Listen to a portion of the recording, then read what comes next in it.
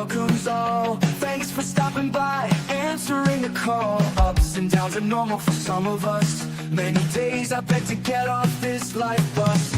Neon lights flicker, no shadow on the wall. Dreams on the ceiling, we run and then we fall. Sharing stories over paper cups.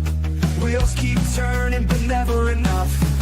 Life's a ride on a rickety old track, holding on tight, never looking back. In the rubber and motor room, we confide. Loud cry, love, and this crazy ride. Dusty postcards from the edge of nowhere. Heartbeats echo in the electric air. We dance on tables without to wait. Cry in the rubber and motor room, we're all high.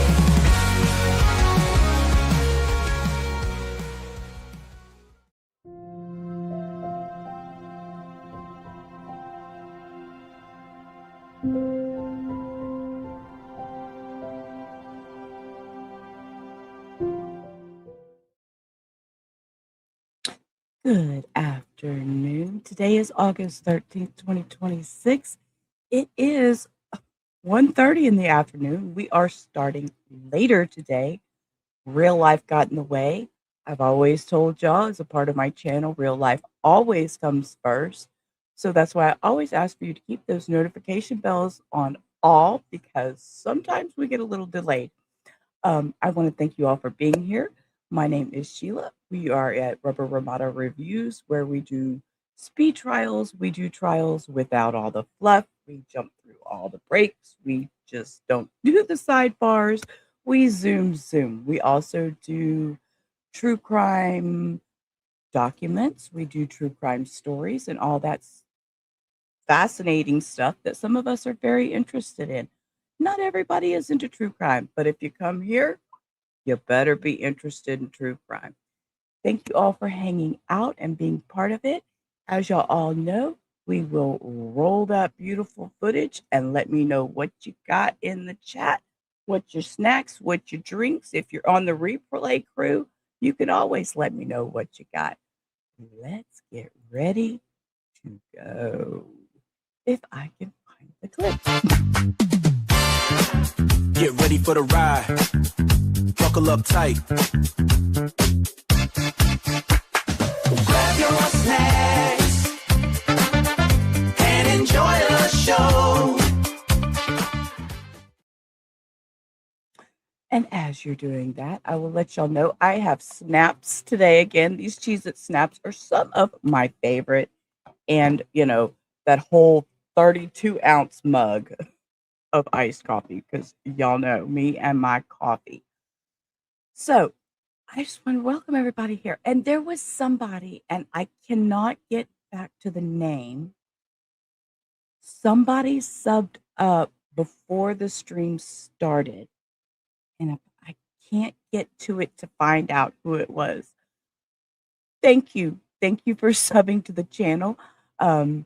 We do have memberships, so they did become a check-in quacker. So thank you for that. It was just surprising when I opened it was there, but then when I went to stream, it disappeared. So I don't know how all that works in StreamYard, but it's gone. So Cindy was here first, as always. She tells everybody, hello, beautiful people, and welcome to the Duck Pond. Oh, and I did, Cindy. I went over to Vertical and I pinned the live where anybody wants to join horizontal chat. So if you are in Vertical and would like to join horizontal chat, that's where most everybody is. Hi, Teresa. Good morning or good afternoon. I keep saying morning. Good afternoon. Southern, hello. And as we know, do not dox or contact or harass anyone in this live. I know we all have opinions. We do give opinions. We are not giving legal or medical advice. We are discussing things only. So, Abellis, good morning. Good morning. How is everybody? I'm so glad to see everybody. Vibrator popped in. Vibrator's on the Vertical. If you want to hit the horizontal thing, it's pinned at the top or bottom, however they do it now. And yeah, so what's up, Teresa? Y'all are telling Teresa good luck. I'm getting for the 5th. Oh my gosh. And you have health insurance. So that is positive. That is positive, Teresa. That is positive. So, anyways, welcome in. What we are going to do is, as usual, when this thing starts off, nothing new, nothing new. They go directly to sidebar. Oh, wait. Let me slow it down. I'm sorry. It's on 4X. Let me slow it down. Here we go. Your Honor, before the court today, we have the matter of... Let me boost the sound because they are low today. I am on wired headphones, so it's a little different Commonwealth today. versus Lindsay Clancy. Ms. Clancy is present. She is represented by Attorney Kevin Reddington. The Commonwealth is represented by Assistant District Attorney Jennifer Sprague and Assistant District Attorney Shannon Buckingham. All right, well, good morning, everyone. Good morning, counsel. Good morning, Ms. Clancy. All right, before we bring the jury in, could I talk to counsel over here just for a few minutes? Yes, and while he's running over there from council, I seen Hannah come in, and the bad thing is, here we go. Can everyone spare a pray for England and lots of wildfires out of control? I know Hannah was sending me messages this morning. Over there in England, they are having horrible wildfires that are out of control. So let's just send some extra little thoughts to Hannah this morning. So they jumped to sidebar. They're there for a hot minute.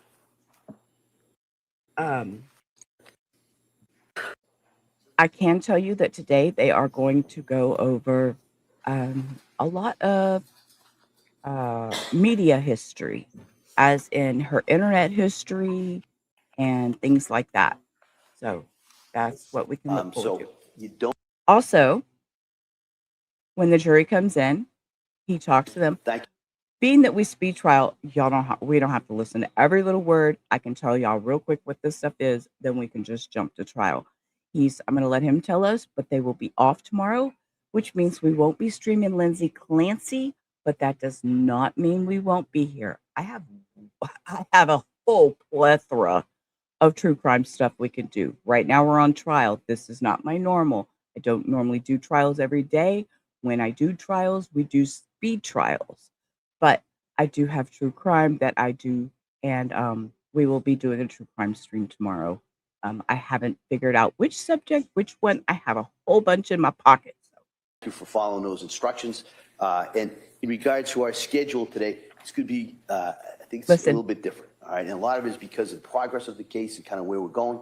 I anticipate we're going to hear a number of witnesses today, and we may break early. All right, and then because of some of these issues, we're not going to be sitting tomorrow. All right, so you don't have to come in. You can come in if you want, but we're not going to be. Okay, so in my opinion and in my thought, what that means is the state will probably rest today. The Commonwealth will probably rest today. So there will be no trial tomorrow, like I said. So we will be doing something else. Good morning, sir. Good morning, Your Honor. That's great, please. Thank you. Good morning. Can you please state and spell your name for the record? Kyle Paveo, Kyle, last name Pavao, And where do you work? Massachusetts State Police. How long have you worked there? 8 years with 18 total law enforcement experience. So you worked in law enforcement prior to the state police? Correct. In what department? Town of Mattapoisett. And are you in a specific role or unit at this time? I was. What do you do now? Now I'm a sergeant in field, assigned to the Bourne Barracks.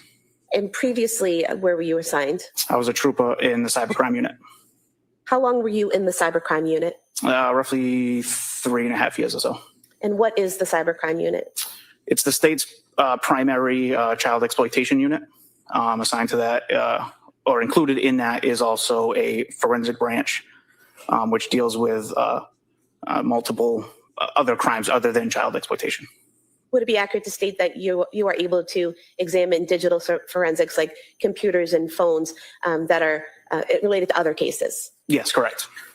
Do you have to have specialized training to be in that unit? Yes. What type of specialized training did you have? So I am a certified forensic computer examiner. I'm a certified forensic Mac examiner. I'm a Celebrate certified mobile examiner, and I'm a Magnet certified digital video examiner. What is Celebrate? Celebrate it's a company that has proprietary software that parses through data. Most people know it for cell phones. There is a branch that does computers, but it's mostly known for cell phones, extracting data and also parsing that data out. What about Magnet? Magnet's the same thing. So Magnet is also another proprietary company. They have software, imaging software. They mainly focus on computers. They can do some cell phone stuff, but they primarily focus on computers. To be certified in Celebrite and Magnet, did you have to take classes and pass exams?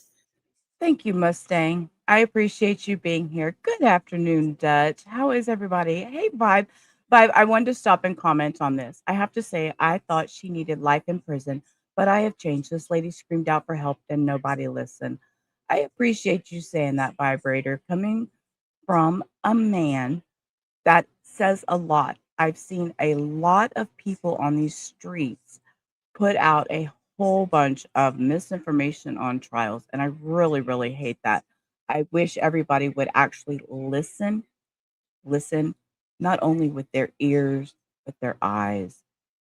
There's so many out here that deal with things and not everybody listens. So anyways, and I did drop the Discord in the chat.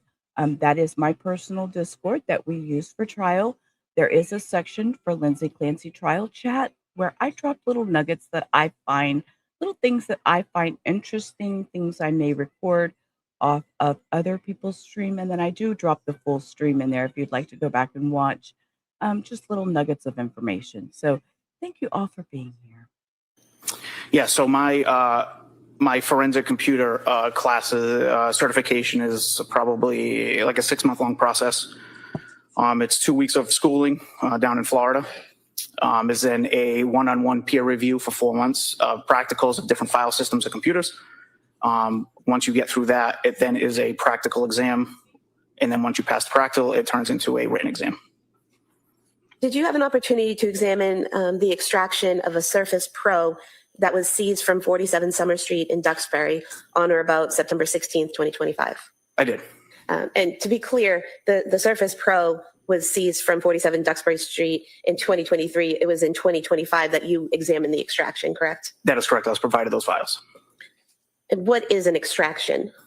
So these are actually, it's a computer image. Extractions usually typically referred to as cell phones. So this is a computer image. So this was an actual EO1 file, which is an in-case forensic file. So what it does is it copies out the bit-for-bit data on the particular drive that you targeted at. And then the in-case file sort of compresses the forensic image. It also adds some metadata to it. You can type in like case files. It keeps some integrity to it. So is it basically you take a computer or a cell phone and you make an exact copy of the data that's on that cell phone or computer? Yes. Computers, yes. Cell phones, no. But you were working on a computer or Surface Pro? Correct. And so the extraction for the Surface Pro would be a copy of the data that was on the Surface Pro? Yes. So the image in this case is a bit-for-bit copy of that drive. And when you do the extraction or when you view the extraction, are you changing any of the data? No, that's why we use these types of images so we don't touch the actual data on that computer. Did your initial review of the extraction show a visit to a website entitled Suicide Methods on August 23rd, 2022? It did. Were you recently asked to look at that visit to that site to get a better understanding of how that website was accessed? That is correct. And how did you approach that? I set a parameter. I went to that artifact that I had previously tagged when I did the initial analysis. Let me just stop you there. Sorry. What's an artifact and what is a tag? He's fixing to explain some stuff. Y'all do know I watch some of it in the morning, and then we because we are a review channel, we talk, we review it, we go through it, and then I blindly watch anything that happens in the afternoon. So I do know he's going to tell us some very interesting information, some stuff that I didn't realize how it worked. So if you are interested in Wayback Machine, this is great info. tagging? So an artifact is every single piece of data on that computer is an artifact. So a computer could have 500,000 artifacts, let's say. That's a low end, but as an example.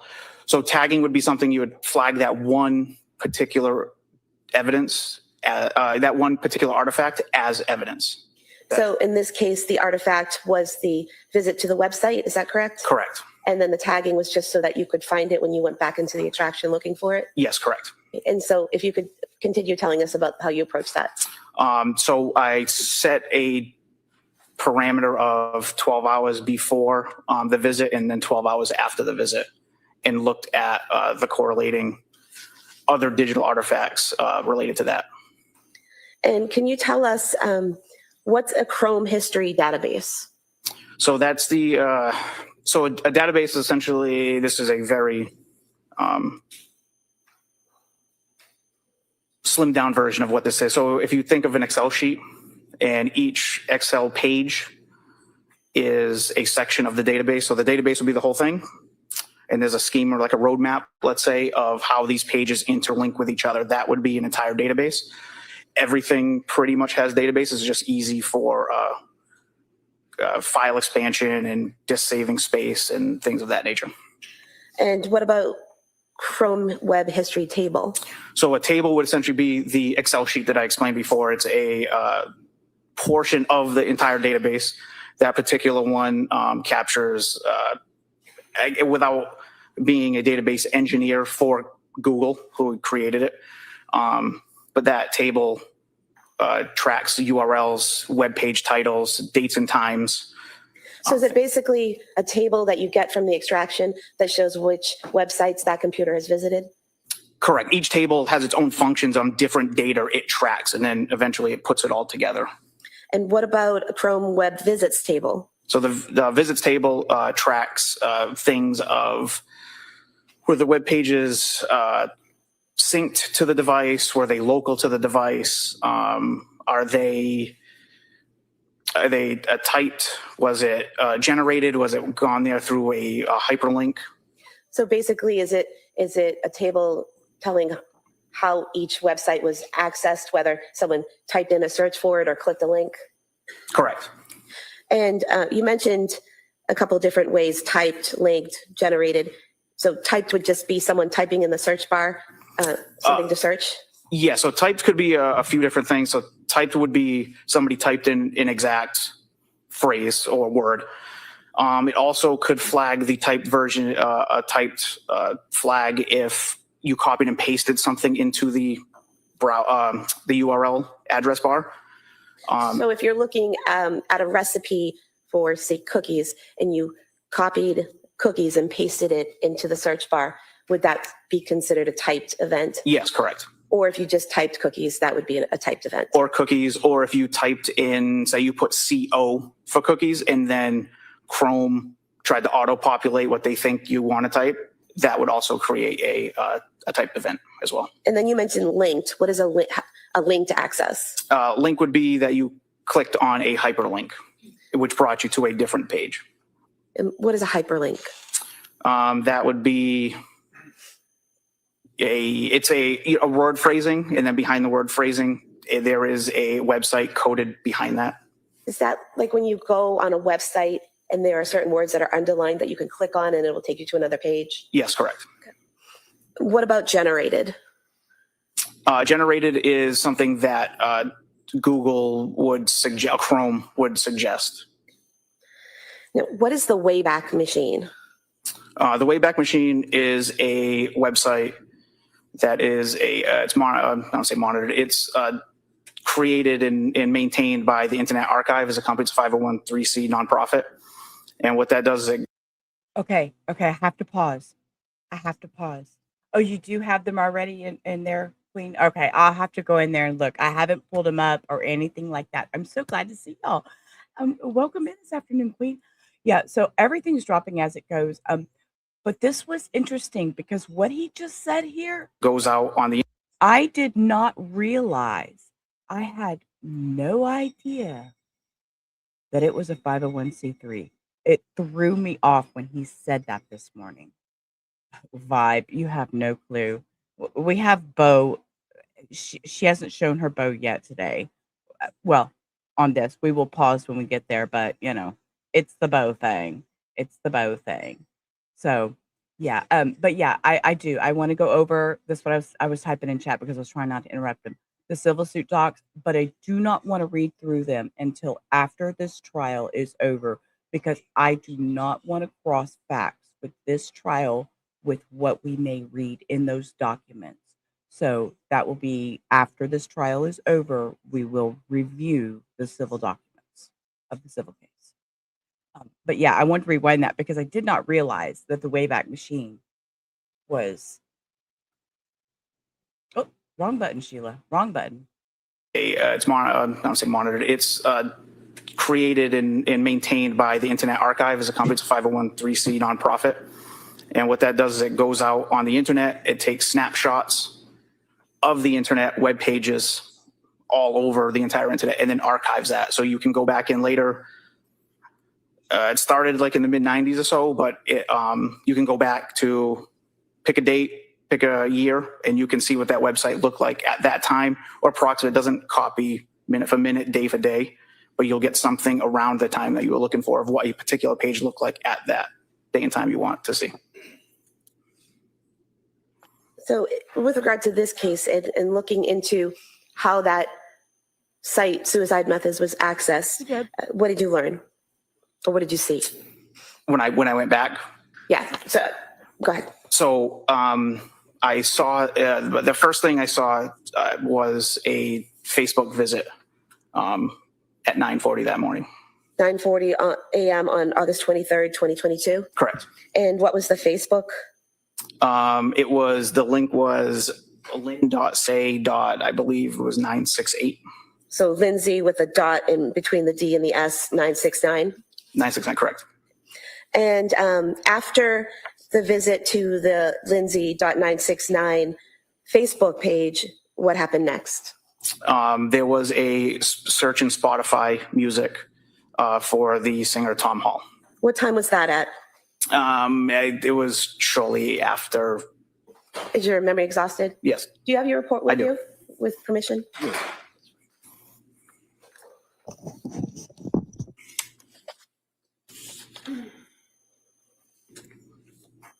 That was at 9:42. So approximately 2 minutes after the Facebook account was accessed? Correct. And that website, was that a Wikipedia page? No, that was Spotify. Oh, I'm sorry, Music. Spotify music. And then what did you see next? There was a song off of that search in Spotify. Was that That's How I Got to Memphis song? Yes. And was that at 9:44 and 18 seconds a.m.? Yes. Then what happened next? There was a Google search for Tom Hall. And was that at 9:44? And Tom T. Hall is a musician, is a singer. So that will be brought up. I'm sorry. Muffins. Good morning, daughter. You take me out. Every time you type something crazy like this, the mic is giving him certain history mustache. I know that's not what you meant to type. And yesterday, yep, it was all on that woman's nose. Okay, y'all behave out there. Yeah, well, I agree. I do agree with some of what you're saying, Vibe.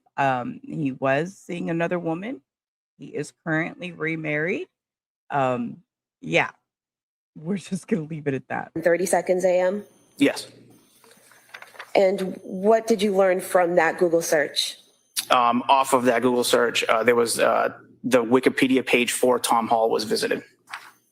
And were you able to use the Wayback website to see what that Tom Hall page on Wikipedia looked like around the time of August 23rd, 2022? I did.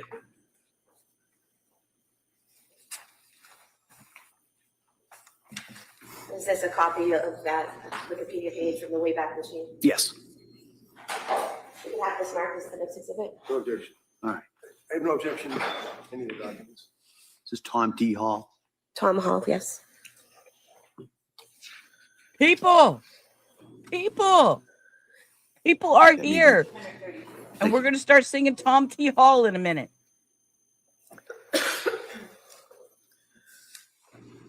Could you see Hello. what happened next once the Wikipedia page for Tom Hall was visited? So I saw there was an anchor on the URL to the death section. What's that mean, an anchor to the death section? So an anchor would be put at the end of a URL, so a web address. So what an anchor does, it's a # followed by a section of that page. So if you think of it as, say you go on your banking website and it lists like a table of contents and it has. Jen, if you try to spoil it for me, if you spoil it, I will time you out for 2 days. Don't you do it. Love you, girl. Login, mortgages, rates. If you click on, let's say, rates, it's going to jump all the way down to that page, just to that section. So it's a table of contents that's going to direct you directly to a certain section of the web page. And so on the Wikipedia, someone clicked on death and it brought them down to that portion? Correct. And in the death section, could you tell what happened once the person was in that area of the webpage? Yes. What happened there? So in the description that described, the Wikipedia page described of Tom Hall's death, there was some wording regarding a shooting related to his ultimate suicide. Go ahead. Showing you what's been marked as 232. This portion here under death where it's self-inflicted gunshot wound to the head is underlined. Is that the portion you're referring to? Yes, correct. And that portion there with the underlining, is that what you were describing earlier as a hyperlink that you can click and it takes you somewhere else? Yeah, so inside that phrasing, there's actually a URL behind that with an anchor as well. Now, something like that type of hyperlink, can you hover over that with the arrow that the mouse directs, hover over that and automatically be taken to that site? But you actually have to click on that link. No, you would have to click on that phrase with the link behind it. And so based on your examination of the Surface Pro in that area, was the hyperlink clicked on? Yes. And where did the hyperlink bring the person? We now got to the original artifact I had located, which was the Wikipedia suicide method, but it directed it directly to the shooting section of that page. Could you tell how long the person spent on that page, the suicide methods page, or how long it was accessed? No. Could you tell what time it was accessed? Yes. What time was that? I don't recall the specific time. Want to look at your report?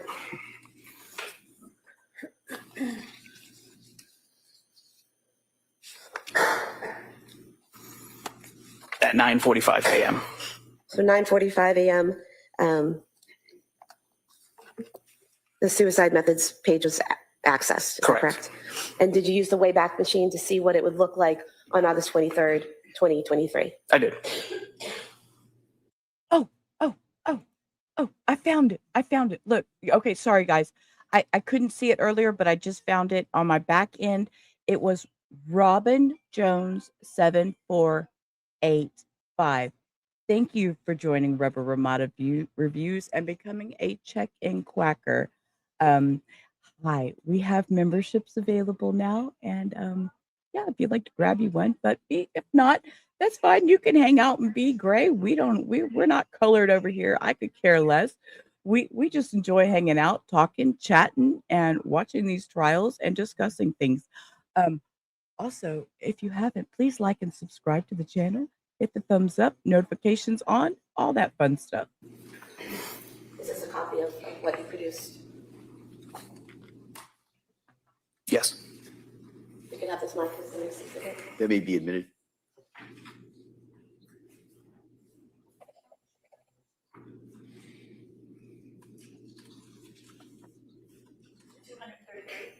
Thank you. And what could you see happening when from that page?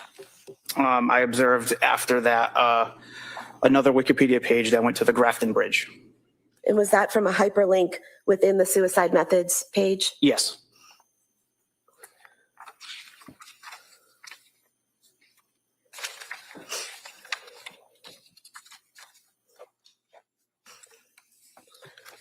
showing you page 8 of Exhibit 233.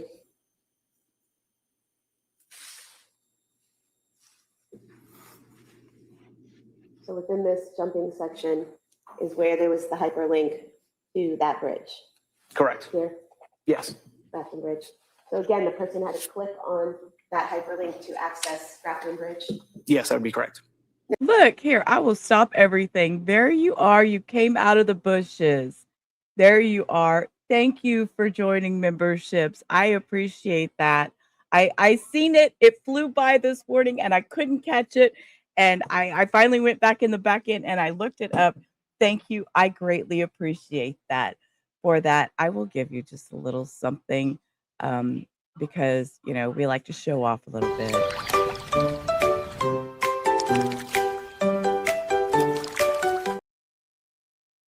Now, you said that the suicide methods page was accessed at 9:45 a.m.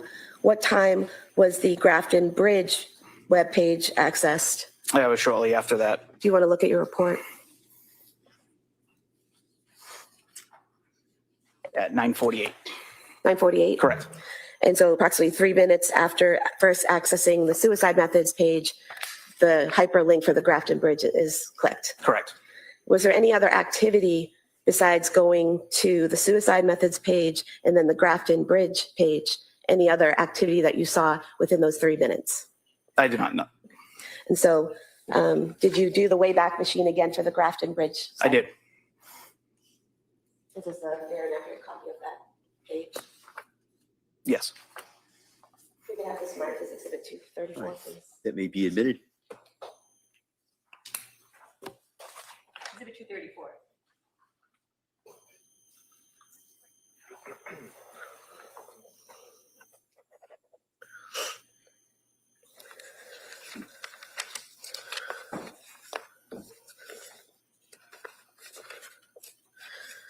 You're not able to tell who's actually at the computer doing all of this, correct? No. You can only see what data there is and what's been accessed, correct? Correct. Thank you. All right, Mr. Reddington. That's it? That's your testimony? That's why you're here today, to talk about? Okay. Okay. I forgot to tell you. Reddington comes in hot on this. So be prepared. We're going to rewind him just a second because she says that's all. Reddington comes in hot. Well, hello, Evamos. Evamos is on Kick. I do stream on Kick. I don't really pay attention to it, but it does run over there for anybody who ever wants to catch anything on replay. I don't promote my Kick. It's just there should any reason. It's just there. So thank you, Evamos. But we are on YouTube also because that's where I stream normally. Thank you for being here. And it's so good to see you. I haven't seen you in a long time. Okay. I will answer this. Thank you for being here. The problem is there was a legal dispute, okay? What happened was the defense and the prosecution could not agree. She didn't have the option to just plead guilty, go to a psychiatric hospital. It became a fight over who was criminally responsible. You know, she says, yes, I did it. She says, yes, I took my children's lives. She's admitted to the crime. But the problem with that is the prosecutors, how do I say this? They're trying to say she planned it, that there was deliberate actions and, you know, that she did this on purpose, that she wasn't psychotic, that she didn't have postpartum psychosis, that she just had this all planned. Therefore, the 3V, she had gotten the 3V food. She sent him out to go pick up the food. She sent him to CVS to pick up the medication. So they're saying that she had actions. So that's through the prosecution. And the defense is saying, no. If we agree to any of that, then that takes away the insanity defense. That's going to take part of the mental health away, that she's not criminally responsible because of the psychosis. There was no agreed plea agreement that could have given Clancy what she wanted, which is just going to be in a psychiatric hospital. They couldn't agree on that. So therefore, there was nothing agreed upon. So that's why it came to trial. I wished it wouldn't have. I really wish it wouldn't have, but they couldn't agree. So that's why. Yeah, well, you know, the Commonwealth is making it worse than what it is, in my opinion. But they could not agree. So that was the problem. There is, and what's been accessed, correct? Correct. Thank you. No, she's not fighting for her life or to get a lesser sentence. That's not true. She is fighting to be in a psychiatric hospital and not just be put in prison for life. If you have heard anything about Andrea Yates, she did this. She took her children's lives out of Houston, Texas, many years back. She is in a psychiatric hospital. Her first trial was guilty. It was retried. She was not criminally responsible due to insanity. And after that, she is in a psychiatric hospital. And do know that every time her review, Andrea Yates' review, comes up for release, she says, no, thank you. She knows what she did. She knows where she needs to be for her own sanity. Now, how Lindsay feels, we don't know. We've not heard her speak.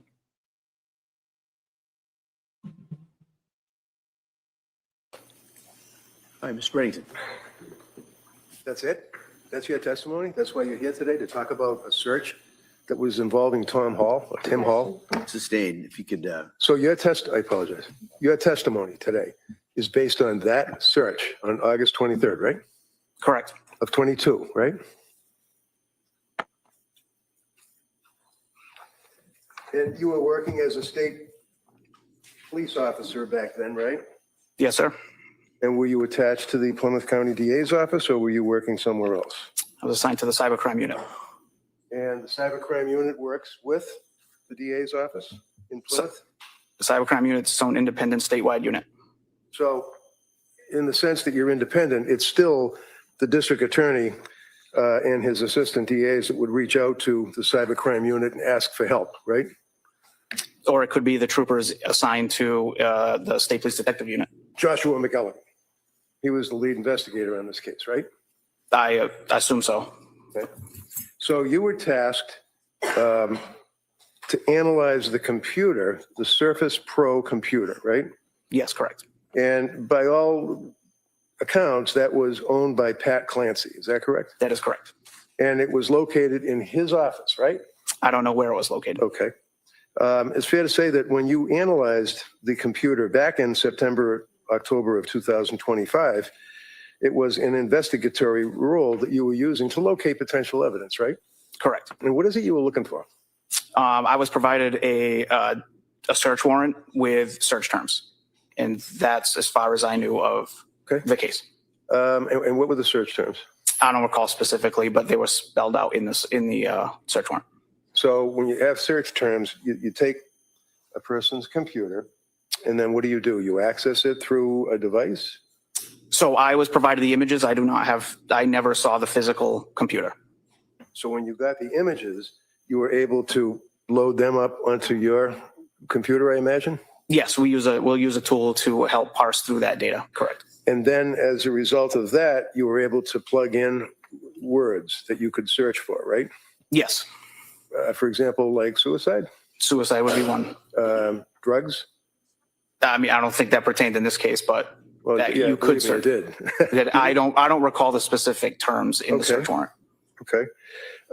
So after you did your search for whatever it is that you were looking for, suicide and other, you're unable to tell us what else you look for, but in any event, you came across this entry on August 23rd, and you indicated that the time frame that you're dealing with on that computer, the Surface Pro computer, was 9:40 in the morning. Is that right? Can you rephrase that? Yeah. You can look at your report too. I mean, if you have documents in front of you, do you have? I do. All right, so you can take a look at it. You have a document that's captioned matching results. Is that right? I do not have that in front of me, but yes. And would that be the search that you conducted? Is that the magnet tool report? I don't know what it is. And I apologize. I get research that I can have it see. So it's just, what is that? This is the main page of the forensic tool. Okay. And looking at the main page of the forensic tool, does it indicate the date is August 23rd? That's an inbox. This also doesn't. We're talking about this highlight here? Yeah, but what does that indicate? That's an inbox. That's not that. All right, so what time? Cooper, could you keep your voice up or make sure you speak to that microphone? So that highlight is a bail inbox. Okay. And that would be the HTTPS. And then underneath that, it makes reference to at some point that you were able to see that Lindsay or Lynn's Facebook account was accessed. And it wasn't even the account, it was actually the homepage, right? Okay, let's pause here to make note. What is in Reddington's hand? Okay, comedy in the chaos, because y'all know we have to laugh at times to get through the insanity of some of these things. What does Reddington have in his hand?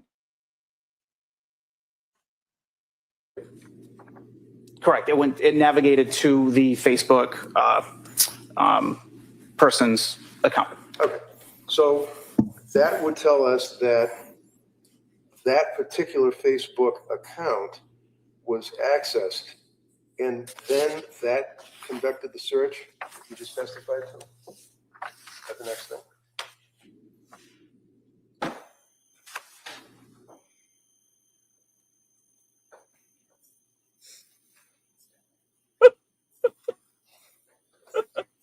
This here does not have. Right.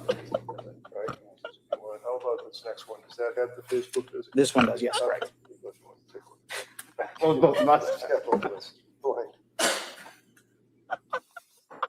Yes, that'd be right here. All right.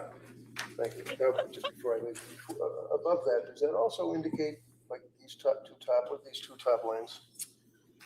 That would be that was a CNBC web visit, which was typed in. And then there's access to a Google Gmail account And inbox. Okay, and it's so bad that he handed it to Kyle on the stand, and Kyle's just sorry. Google Gmail account was that? That I don't know. Because those two lines and references to the Google account were not in your report. Denise, they're standing there with a magnifying glass. He's got to rewind about 10, 15 seconds. He's wearing glasses and he's standing there with a magnifying glass. Sorry. Right? You Good started afternoon, off with the Denise. Facebook search, if you will. Yes. So you started off with Lindsay Facebook that was signed into the homepage on Patrick Clancy's Surface Pro computer, right? So my tool report has all of the artifacts tagged as evidence. Okay. So when you tag the actual data from the Surface Pro and the HP laptop as well, right? Yes, correct. And your October report back in was it 25 or was it 22? 25. So, but nothing changes on the computers. I mean, whatever your searches are and your records don't change over the years, right? No, as long as it's preserved in that state and the images of that computer will remain the same. Okay, so, and it's fair to say that with this investigation, obviously, happening back in 2022, that the computers were hermetically sealed and stuck somewhere with an evidence locker to make sure that they're preserved, right? Yes, that would be best practice. That would be correct. So then in October of 25, the district attorney's office asked you to conduct a search of the computer, apparently. Is that right? A trooper in the Plymouth State Police Detective Unit reached out. And that would be McElligan, right? No, it was not. Okay. Do you know who it was? Trooper Justin Paul. Justin Paul. Correct. Okay. And as a result of that, you then prepared your report. And one of the things that you did is you noted that on August 23rd of 2022, at 9:40 and 08 seconds, that there was an access to the Lindsay Facebook account, right? Oh, there was a visit to that page. Correct. Right. And then that page continued on to look. Okay, y'all, let's gather ourselves and get back to trial.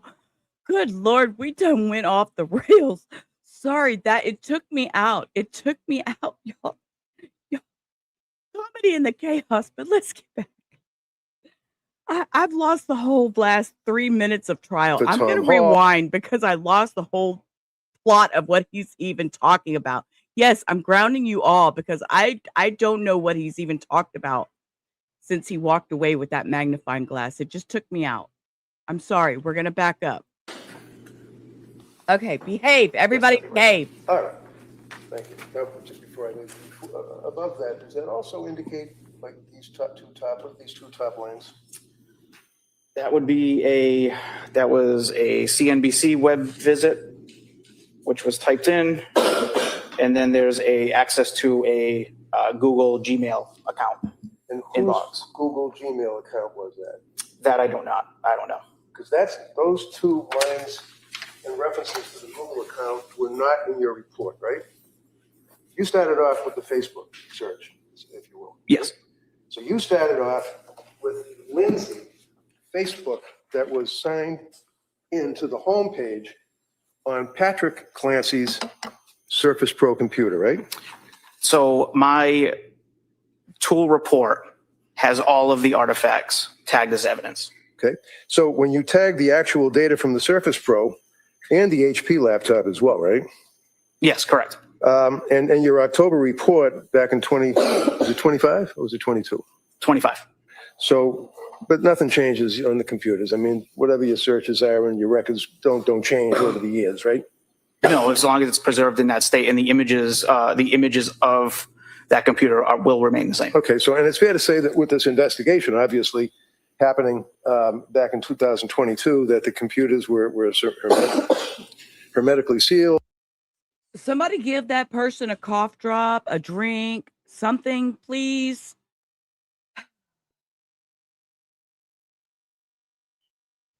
No, Cindy. And stuck somewhere with an evidence locker to make sure that they're preserved, right? Yes, that would be best practice. That would be correct. So then in October of 25, the district attorney's office asked you to conduct a search of the computer, apparently. Is that right? A trooper in the Plymouth State Police Detective Unit reached out. And that would be McElligan, right? No, it was not. Okay. Do you know who it was? Trooper Justin Paul. Justin Paul. Correct. Okay. And as a result of that, you then prepared your report. And one of the things that you did is you noted that on August 23rd of 2022, at 9:40 and 08 seconds, that there was an access to the Lindsay Facebook account, right? Oh, there was a visit to that page. Correct. Right. And then that page continued on to look for Tom Hall and Walking to Memphis or whatever in the songs, right? Yes. On Spotify? Yeah, the song. Yes, after that was a Spotify. And then the time frame of that would be that you went to a hyperlink that took them to methods of suicide. Is that correct? That is correct. Now, were there any searches on that computer for example, ways to kill? No, there was not. To your knowledge, and I understand that you might be stuck with what you investigated, but are you aware that there were any searches from Lindsay Clancy or Patrick Clancy on ways to kill? You ever heard that? In my initial report back in October, that contains all of the evidence artifacts that I had tagged as evidence and provided, I did not come across that, no. Right. So basically what you are leaving with the jury would be that on that date of August 23rd at approximately 9:40 in the morning, and then carrying forward with jumping from Tom Hall to the Wikipedia account to the underlined name, suicide, jumping to that page. That all occurred between 9:40 and say 10 o'clock in the morning, right? Correct.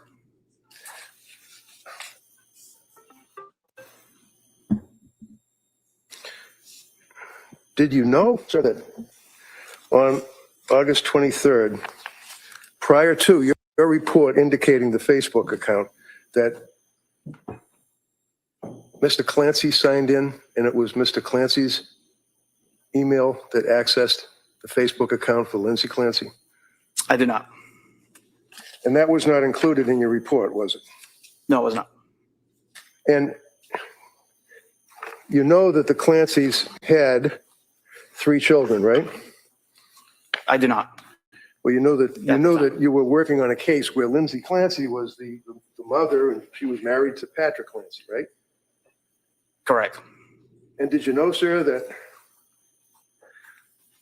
on August 23rd of 2022, that 2-year-old child was brought by Lindsay to South Shore Health for Dawson's ear recheck, that he had problems with congestion, but no complaints of ear pain, no fever. And that was on August 23rd, 2022, that he was examined at 10:15 in the morning. I'm not privy to those facts. Okay. Because we have comedy in the chaos, I need to share something with y'all. This is Duchess. This is my beautiful mod Duchess. This was the video. I wish I could figure out how to make this sound. Okay, rewind it. Where's the sound? I want to give you. Oh, there it is. It's way up there. Okay, this was why. Dog, we lost you. Dog, can't hear you. What happened? Dog, we lost you. Dog, can't hear you. What happened? That was why I was talking about with the dog, the glasses. That really, really happened. I will drop this in the chat. Actually, Dutch, you could drop it in the chat. You don't even have to. Girl, you're a mod. You could have dropped all that in here. There it is. There's. Yes, a nonsense laughing at the end. That was hilarious. We just couldn't believe it was happening. We were watching that in real time, or not in real time, but we were reviewing a video. And oh, it was just hilarious. Thank you, Dutch. Thank you. I mean, it really did happen. So that's why we were laughing. I made mention of that. So back to trial. Great squirrel moment. So you Thank don't you. know that Patrick Clancy's Thanks, Dutch. email signed into Lindsay Clancy. So you don't know that Patrick Clancy's email signed into Lindsay Clancy's Facebook account. You're not aware of that, right? It's whatever the default profile was signed into the Chrome browser. And then that accessed the Facebook account, which looked up Tom Hall, the singer, right? Yes, correct. That then led to the Wikipedia talking about suicide. That is right? correct. Led to the Spotify talking about somewhere in Memphis, whatever the song was, right? Yes. And this was all occurring from 9:40 in the morning until, like I said, 10 o'clock thereabouts, right? Correct.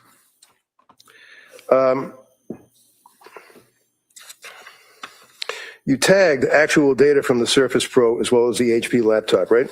I did. And your October report contains searches from the Surface Pro, right? Yes.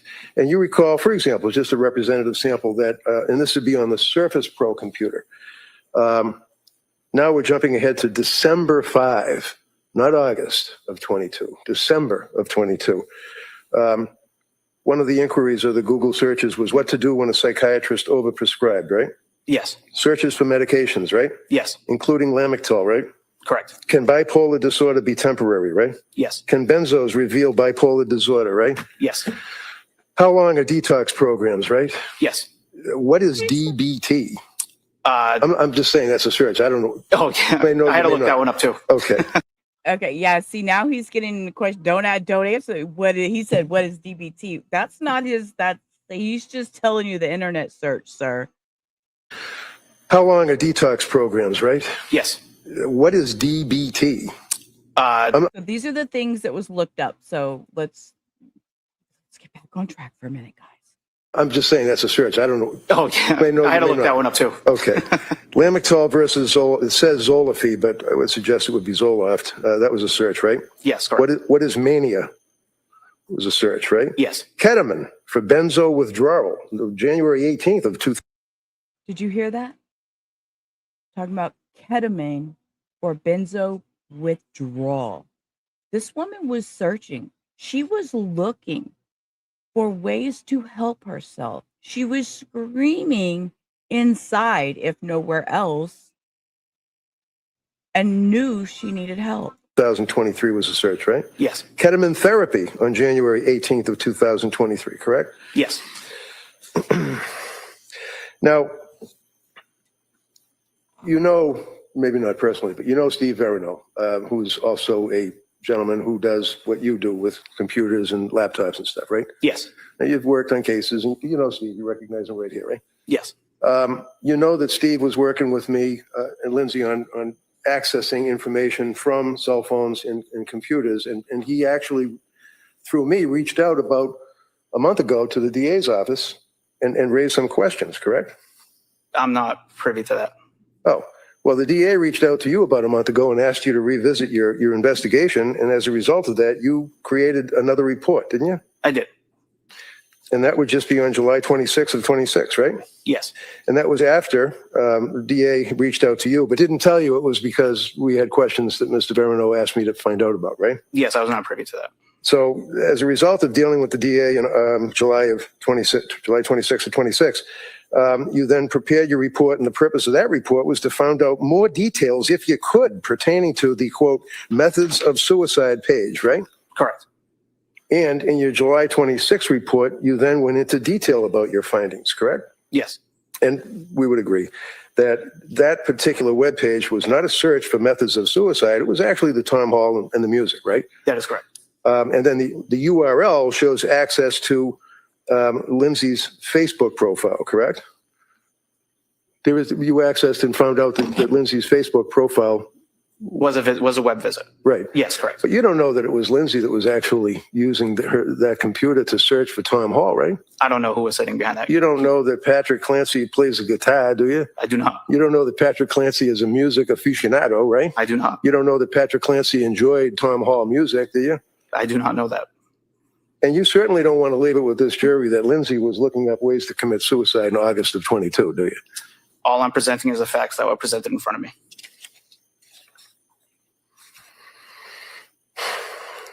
And it was a couple more questions, sir. When a user logs into their... Did anybody else feel that sigh?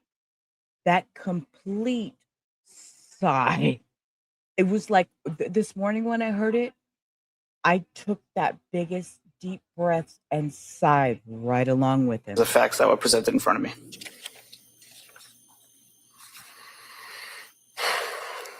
And it was a couple more questions, sir. When a user logs into their own Facebook account, it doesn't populate or bring you directly to the actual profile page. It brings you to the home page, right? That shows your followers and things like that. I think so. I don't have Facebook or social media, so right. maybe, I don't know.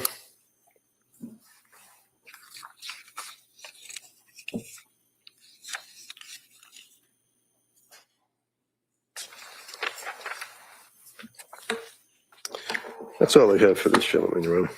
All right. Come up. I would ask if I could, Judge, the two documents that I was questioning him from, could I introduce those into evidence? I think he agreed that that was part of the search.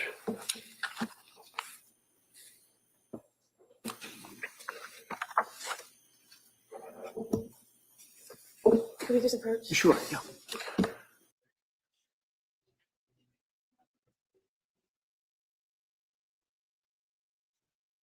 Don't know why they had to approach about these documents. Associates that I would offer, if I could, the medical records from the pediatrics associates that... They're already in evidence. Well, I'd like to have it focused on that. You don't mind if we put that. If we mark that for identification, we can address whether or not, I want to double check. I haven't gone through all the records either. Oh, I understand. We'll mark that for identification. Thank you, sir. Thank you.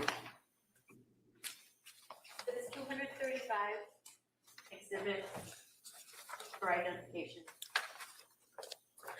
Sir, just for clarification, before when I was doing direct, if at any point I said August 23rd, 2023, what you did when you did the Wayback Machine was searches for around the time period of August 22nd, 2022, correct? Correct. And anything that you looked at that day regarding the search for suicide methods or any of the other places that were visited were August 23rd, 2022, correct? Correct, 2022. And the visit to the Grafton Bridge Wikipedia page was at 9:48 a.m., correct? Not 10 a.m.? That visit was at 9:48, correct. Okay. And defense counsel asked you about the defendant being at the doctor's at 10:15 a.m. Are you aware that it only takes 4 minutes to drive from her home at 47 Summer Street in Duxbury to the Kingston location of the pediatrics? I was not, and I also wasn't aware that they went to the doctor's. And you can't tell us who was behind the computer at different times, correct? No, You can't tell us whether people used the computer, then got up and let someone else use it, and then went back to using it, correct? no, you cannot. You can only show us the data that you observed that day, correct? That is it, yes. Okay, thank you.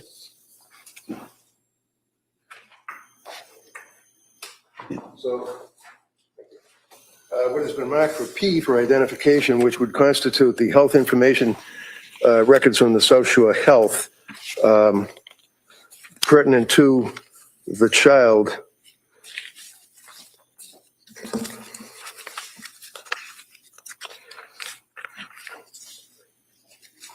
You're aware, sir, that the records, or you're aware, sir, you're not aware that the child was brought to the doctors not at 10:15, but was brought to the doctors around 10 o'clock in the morning. You aware I'm of that? not aware of any of that. And did you know how old the child was? Sir, my testimony is related to the. So you don't? The answer is no? I do not. Okay. So is it fair to say, sir, that, I mean, from your life experience, that when someone has to bring a child, a young baby, to a doctor, you got to get him dressed, you got to feed him, you got to get in the car, you got to drive? And that's the 4-minute ride as well, right? I'm not privy to any of that information. Thank you. All right. Anything further? No. All right, thank you, sir. You can sit down. Thank you. Felicia, sorry, I'm having a sore throat Almost today calls Timothy Chiappini. while Timothy's coming in. No, what we do here is we do live trials. We start at noon central usually, though. And what we do is we skip all the breaks. We do not do the sidebars. Right now, I would normally be doing this. We call it Zoom. We don't have time for all that. We're trial only when we do trials. And yeah, but I am a live streamer. So I'm not sure what you meant which way, but we Please will spray, please. Thank you. zip Good through morning. the Can you please trials, state but and spell I your am name for the live. record? Thank you for being here. My name is Timothy Chiappini. Last name is spelled C-H-I-A, P as in Peter, P as in Peter, I-N-I. Where do you work? I work for the Commonwealth of Massachusetts for the Department of State Police. How long have you worked for the state police? I graduated the academy in March of 2012. Yeah, and usually Monday through Friday, you know, if we're doing a trial, I start at noon, we zip through it, and yeah, that's what we do. Thanks for being here, really. I appreciate it. What is your current assignment? I am currently the unit commander for the Critical Incident Technical Investigations Team How long have you been doing that? since approximately April of this year. What was your assignment in January of 2023? I was assigned to the State Police Detective Unit for the Plymouth County District Attorney's Office. Do you have specialized training in cell phone forensics? I do. And could you describe that, please? I was initially certified as a Cellbrite physical operator and a Cellbrite certified operator, Cellbrite certified physical analyst in March of 2017. And are you also trained in gray key and magnet? I have been trained in gray key examination since August of 2021, and I've been familiar with the forensic program known as Axiom in that course, but I'm not certified in Axiom. And regarding Celebrite, can you describe that software for us? Cellbrite is a forensic access and acquisition tool for cell phone or mobile device forensic extractions. It also has an analysis component as well. And were you asked to do a forensic analysis on a cell phone belonging to Lindsay Clancy in 2023? Oh, I'm sorry. Yes, ma'am. Cellbrite is an access and acquisition tool for mobile device forensics and cell phone extractions. It also has an analysis component for extractions. And were you asked to do a forensic analysis on a cell phone belonging to Lindsay Clancy in 2023? I was. Did you do that? I did. And how did you do that? I performed an advanced logical extraction on the iPhone device belonging to Lindsay Clancy. Can you tell us what that means in just lay terms that we could all understand? An advanced logical extraction of an iPhone is essentially an iTunes backup. It is the information or data from the phone that you as a user can see, including images, calls, text messages, browser artifacts, basically everything that the person would see that uses an iPhone. And is it just making a copy of everything that you can see on that phone? That's correct. And what is the analysis portion of, you mentioned you do Cellbrite extraction and Cellbrite analysis. What's the analysis portion? In January of 2023, the analysis software would be Cellbrite Physical Analyzer. And with that, you can also export a report to be utilized in Cellbrite Reader. So basically, are you just taking someone's phone, making a copy of the data that's on it, and then looking through the data? That's correct. Is it an exact copy? Yes. When the phone is forensically extracted by the Cellbrite software, a hash value is created. A hash value is a unique digital fingerprint of the extraction. It's an alphanumeric string of characters. And every time the extraction is opened in the Cellbrite software, that hash value is verified. If the data in the extraction is changed by just 1 bit, the hash value would be changed and the extraction will no longer be valid. So basically, you look at those numbers, the number chain, to make sure they're the same, and then you know it's an exact copy? That's correct. And did you do that in this case? I did. And was it an exact copy? It was. And are you able on the extraction to change any of the data while you're analyzing it? No. That would invalidate the hash. I can use filters in the analysis to look at particular data that I want, but I can never change the contents of the extraction. And so when you say use different filters, can you put things in categories to organize it so that, for example, can you put all the photos together and all the text messages together? The Cellbrite Physical Analyzer tool automatically parses the data into various categories. And it processes media, various forms of media, images, videos. It processes different direct communication, whether it be through a web application such as Instagram or the native messaging application on the device known as iMessage. So it parses the information automatically, and you're allowed to look at different categories. So does it create a report with all the data? I can create a report from the extraction, and it has all the data contained in the report, and I can filter it based on the parameters that I'm allowed to look at legally. And when you do that extraction of a phone, do you get everything that's on the phone? Depending on the type of extraction, I get all the data that's available to me by the forensic tool that I'm using at the time. So do forensic tools improve over time to allow examiners to get more and more data from phones? Yes. So basically, what you were able to get from Ms. Clancy's phone was what the tool you were using at the time was capable of getting at that time. I performed the most comprehensive extraction type that I was able to do at the time of the examination. And then there were improvements to that system following what you did that may have allowed other examiners to get more information. That's correct.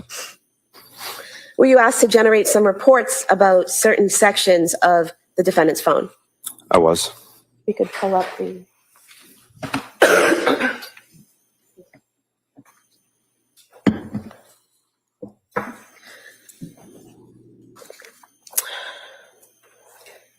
Could look at the screen, please. Were you able to create a report regarding data on Ms. Clancy's phone from November of 2022 to December of 2022?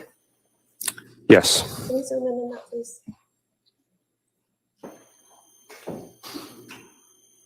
And could you just explain for us the different columns we're seeing here? The columns are automatically generated by the software when you create a supplemental report. This is a supplemental report created through the Celebrate Physical Analyzer software analysis tool. When you create the supplemental report, you can stipulate to certain parameters, certain content, certain timeframes based on your investigation. In this case, there are multiple columns at the top reflecting the different types of data, the timestamp for that data, a description and the source file for the data. This is a timeline report, and therefore it reflects those exact columns, and that is predetermined by the software. So for example, where it says type, what is that telling us? That's where Celebrate has parsed the data and categorized it based on the forensic extraction. So there at number 1, where it says activity census data, what is that? That would be the data from the health database within the phone. If there was something in the direction box, what is direction? Direction could be related to a call incoming to the device or outgoing from the device. So if one was a phone call, it would say to or from? I believe the exact categorization would be incoming or outgoing. Incoming or outgoing. And then the attachment box? Attachment box would be associated with a message, typically a MMS message or multimedia message. A text message that contains a photo would be listed as an attachment. It could also be associated with an email that has an attachment or some type of transaction on the phone that resulted in something being attributed as an attachment. And then what about the location box? If the data source has location information associated with it, then that box would have data filled out. This report is 768 pages, so there's a variety of sources of data within this report. And what about timestamp? Where it says timestamp, the date and time, is that Eastern Standard Time? It is. It's UTC -5 as the time of this search warrant, excuse me, the time frame of this incident occurred in January of 2023. Therefore, the extraction reflects the exact time frame of the time zone of the device at the time of the extraction. And where it says party, what would be in that column? Again, this is a timeline report. Therefore, there's a variety of data sources contained within it.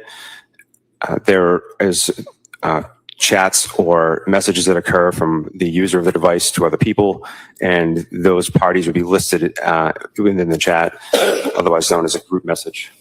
So if it was a text message, the direction would say incoming or outgoing, and the party would say who the text was to or from? It would say who the participants are in the conversation.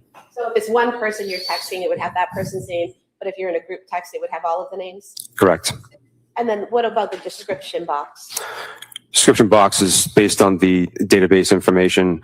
It has some information associated with the actual data that was parsed by Celebrate. It also provides the source file. The source file is the database that Celebrate parsed the data from. Everything that you see as far as activity sensor data or any other categorizations, that's done by the software. The software parses that data to make it more readable for the examiner, but everything is associated with an actual database within the device.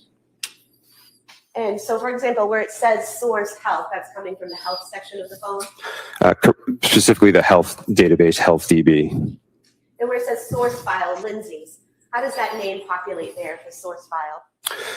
Indicating that it comes from Lindsay's iPhone. That is the name that the software detects from the name of the device when it conducts the extraction. Where the box for party, if it's a phone call or a text message and it has a person's name in there, say I text you and your name is there, how does that populate? How does your name get into that box? Is it something that the phone gets from incoming information, or is it something that's in my phone? The tool is only able to take the information that is present on the device at the time. In order for contact to be in a phone, it would have to be entered by the user. So would it be whatever I name your phone number is what will show up in the party? Correct. So if I have, say, my mother's phone number in there and I say mom for her contact information, it will show up as mom? The software will show up, will display the phone number and the contact name that was detected by the tool from the extraction. So if I've put a contact in mom and the phone number will show up in mom? Correct. Can you search within this PDF? Yes. And And do you do that by clicking on the search bar there at the top? Yes, this is Microsoft Edge, and that is the proper method within this application. And so if we were to search, for example, McLean, I'm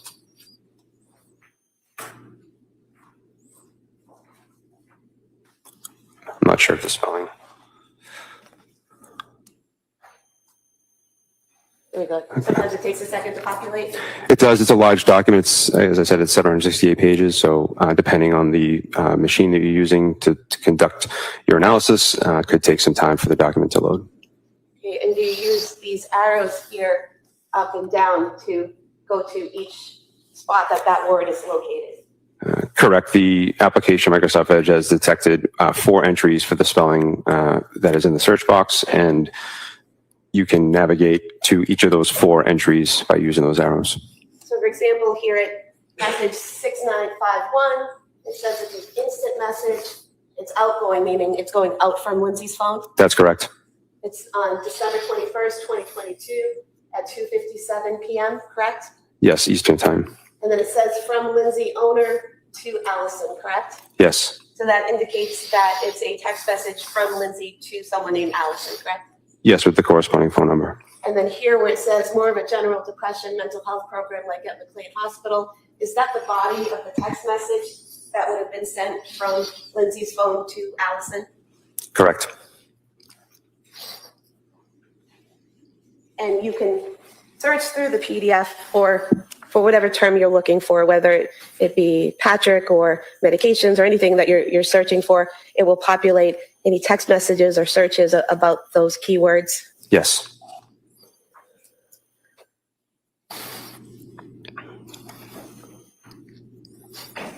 If we could have the next one, please. Did you also do a report regarding things that were downloaded onto Ms. Clancy's phone? Yes. You can look here. Is this that report? Yes, again, this is a supplemental report created within the physical analyzer analysis tool from Celebrate. And what is this report showing us? A singular item from the documents section of the project tree, or otherwise known as the analysis component of Celebrate Physical Analyzer, and it's one single document. And do you just, this blue hyperlink here at the top, 2022, 10, 12, 15, 28, is that what you click on to access the document? Yes, when you create a supplemental report within Physical Analyzer, it when it creates the PDF, if it has an attachment associated with it, that attachment will be in a separate folder within the report. That way, when you click on the actual hyperlink, you're brought to the physical document itself. And for example, in this report, there was a request for medical leave form that was downloaded to the defendant's phone. Yes. If we could go to the next one, please.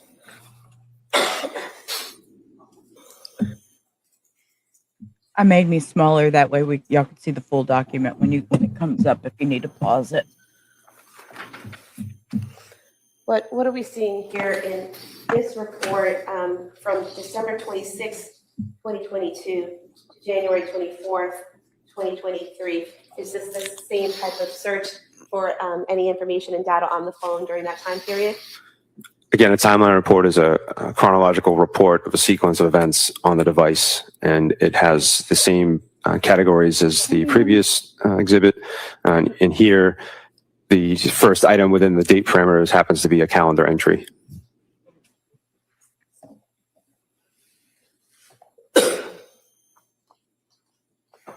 And so if we go here to page 846 of the document, can you explain for us here, is this web history, website visits that are documented on the phone? That's one of the categories listed as an artifact. The items shown here on the screen are all associated with web browsing. And here where we see 10773 and 10774, and they both state, "Can you treat a sociopath?" Those are two entries that have basically the same search term, correct? Yes. And that was on January 20th, 2023? Yes. And they both say 8:28:29 p.m. So is it possible to do two searches at the same time like is displayed there? The Celebrate Physical Analyzer tool parses the information in ways that the information can be categorized in a multitude of ways. Simply because there is more than one entry does not mean that something was done more than once. It's simply just a category that Celebrate has identified. You could have an item that's in searched items because that's what the tool has identified as a searched item. Also within web history, as in the searched item occurred within the web history. Does not necessarily mean that it was done more than once. It's the job of the examiner to be able to look at the timestamps and the associated databases to determine, is this more than one entry or the same action just categorized in multiple ways?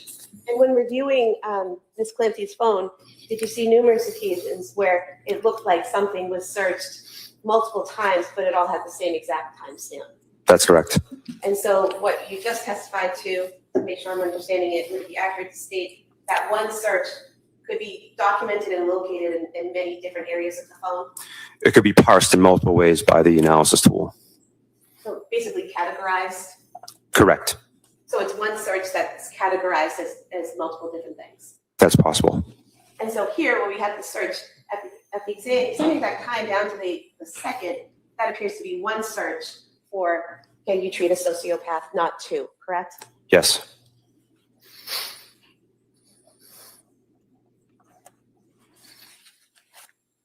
We can go to the next one, please.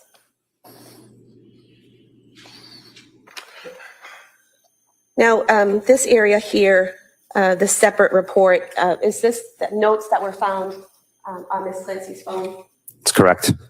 And if we could zoom in on that, please. And there's basically detailed in journal form, correct? Yes. Starting October 24th, 2022, and moving down, correct? The summary portion that you just pointed to is automatically generated by. Okay, they're not, see, this is what I was afraid of. They're not going to read it. They're not going to read it. So what it says title Journal 2, summary October 24, 2022, notes. October 20, affirmations. I am strong. I am brave. I will get through this. I will overcome postpartum anxiety and depression. I am a great mom. I love my kids. I love my family. I love my life. I am happy. I take care of myself. Gratitude. My mom for being there for me no matter what and coming to help at the drop of a hat. My husband for picking up the slack when I've been feeling so down. My husband for taking the big kids out to do things when I felt like I can't. The knowledge of how I can turn things around. They're not reading this out loud. They're just going to send this back to the jury and hope that they read it, in my opinion. The summary portion that you just pointed to is automatically generated by the application when it reads the first few lines of text. The more relevant date is in the column to the left. So here was this created October 25th, 2022. That's when the note is first created. That is the date that's detected by the analysis tool from the operating system of the device. What does modified mean? That's the date that was detected by the forensic tool and the last time that this note was modified according to the operating system. Modified mean it was changed in some way? Yes. Visitor. And so if I start a note in my phone on October 25th and I go in there every day and change it, and the last time I change it is November 3rd, will it show every modification or just the last modification? The only date timestamp that will show is the last modification. Unless the forensic tool is able to categorize each time the note was changed, I'm only able to detect the modified timestamp or last modified timestamp and just the entirety of the note. And you don't know how many times this note was modified, correct? Based on this forensic tool and this artifact, no. Can you tell what within the note was changed? I cannot. So everything could have been the same and maybe a date changed, or there could have just been a date and everything was changed on November 3rd. You just don't know. It could just been a one character change on the last modified date. But with this forensic tool and this artifact. What's the date? November 3rd. Thank you. And if we could just scroll down to the October 25th entry. And I would just like you to read this portion of the note. I would read it, I'm sorry, but I'm having some difficulty. I'm sad and depressed because. Why did she say that?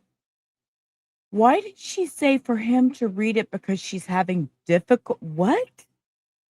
I'm sorry. What? Read this portion of the note. I would read it. I'm sorry, but I'm having some difficulty. What? I'm sad and depressed because I am not able to parent my third child like my first. I want to treat any one of my babies like my first, but I know that's not a feasible possibility. I'm sad that I stopped breastfeeding. I feel not as connected with Cal now. I think I sort of resent my other children because they prevent me from treating Cal like my first baby. And I know that's not fair to them. I know that. I was feeling so depressed last evening when Cora and Dawson came home from school. I know a run. And of course, they're going to pan over to Lindsay to look at her. Deep breaths, grab the squishy duck. They're going to pan over to Lindsay to get her reaction while they're reading this. Let's traumatize her some more. I mean, we all know she's already admitted to killing him. She's already said, yep, I did it. I strangled him. It's done. But let's go really show some emotional, hurt real quick. Let's pan over there. Keep going, camera. Off on them, so we had a pretty rough evening. I want to feel love and connection with all my kids. I'm also probably having a bit of an internal conflict because my whole life I wanted to have a lot of kids. I still don't want Cal to be our last, but I have a lot of figuring out to do before I have another. I'm on the fence about starting a new medication for anxiety/depression. I just want to feel happy. I want to be able to relax and take care of my kids. And then when they go to bed at night, I want to deeply relax and hang out with Pat and then fall into a deep sleep for 8 hours, get up and pour hard into myself for an hour and a half. Cal was so very planned and desired. I want to be able to give him all the love he deserves. I guess that's what it's like to be the third child, though. He's not the first third child to ever exist. I think I know he'll be okay, but it's really hard for me. I hate that he has to put himself to sleep.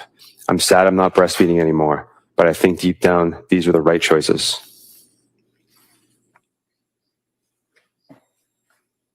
If you could continue. As for the sleep training, I needed a baby that slept through the night because I simply do not have the opportunity in my life to catch up on sleep. I just don't. If there was a time for me to nap every day, then that may not have been the case, but there really isn't. When Cal naps, I have to take care of Cora and Dawson. That's just how it is. It feels cruel to me that we did not do that to Cal, but the reality is we did what we had to do. I guess I also feel slightly traumatized by the sleep training, but that feeling was only really present when I was severely sleep deprived and paranoid. I know what we did was the right thing and okay. As for the breastfeeding, it kind of goes hand in hand with the sleep training. Once he started sleeping most of the night, it was then a daily struggle to keep up my milk supply. I was having to take a ton of supplements and constantly think about eating and drinking enough to keep the supply up. And then I was having to think about pumping extra to keep it up. And that was really hard to do with Cora and Dawson around. When I tried to leave Cal to go out with Cora and Dawson, I was stressed about the pumping, and not to mention the fact that Cal was at home and not taking a bottle. So it was a battle of if I should pump or not. I know I did the right thing because I need to be able to leave Cal with someone and get fed. As much as I don't want to leave him, I need to be able to. I need to be able to be present with my other kids. I still really, really want a fourth child, but I need a really good therapist before then. I'm on the fence about starting a new med or not. I want to feel happy. A fourth child. Wait.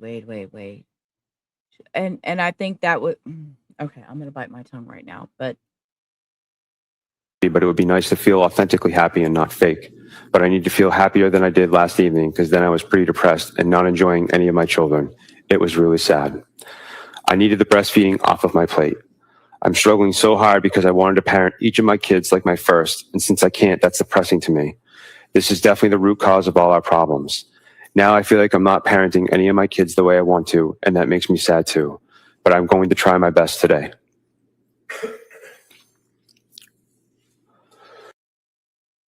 she said, I was going to try my best today. Sometimes that's all we can do. Things I love doing that help me love and appreciate and enjoy my kids are activities with them. I definitely started having some depression after Cora, but once I started getting up and out with her, I felt much better.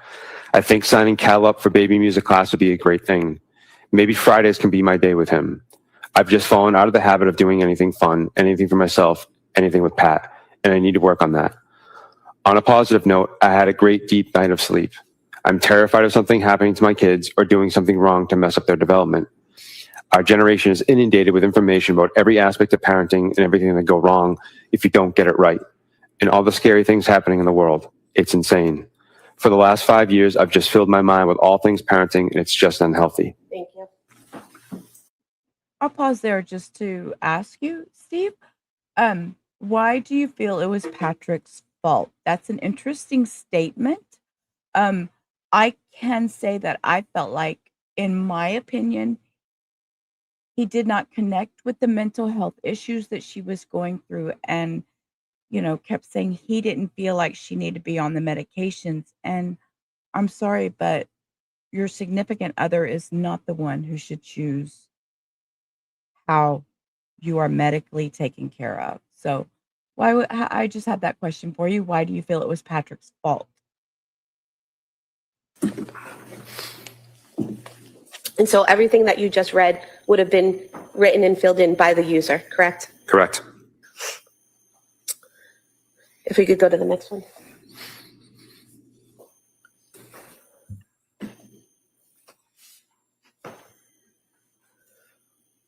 This is another note, is that correct? I agree. That's correct. I agree with you. Don't think he was no help. Now, as far as never changed the diaper, I don't know about that. It wasn't there, didn't see. But as far as no help, we hear a lot about him being in the basement working. She's upstairs taking care of the kids, and there was a lot on her. And when he did leave to take anyone, he never just left her completely alone. He always left her with some child to take care of, which could be very stressful if she is going through postpartum psychosis, starting with the depression and going into the psychosis. So, yeah. And this note, it says it was created December 22nd, 2022. What movement did this note, it says it was created December 22nd. This is another note, is that correct? That's correct. Oh. And this note, it says it was created. Okay. Jen, you're like, what the fuck was that movement, Miss?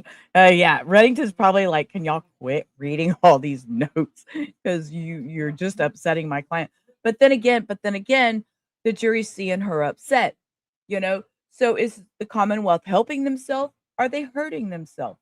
So many questions. Jen, behave. December 22nd, 2022. And then it was modified on January 23rd, 2023, correct? Yes. And this note here, again, you don't know how many times it was modified. You just know the last date it was modified, correct? That's correct. And you don't know what was changed in the note. You just know that something was. Correct. How about this, Jen? You can type all your sarcastic responses in the chat you want. I won't highlight any of them. Yeah, they were his kids too. They were, and he should have been helping and taking care of them. That it would help a lot and take a lot of stress off the mother. So, if we could go to the next one.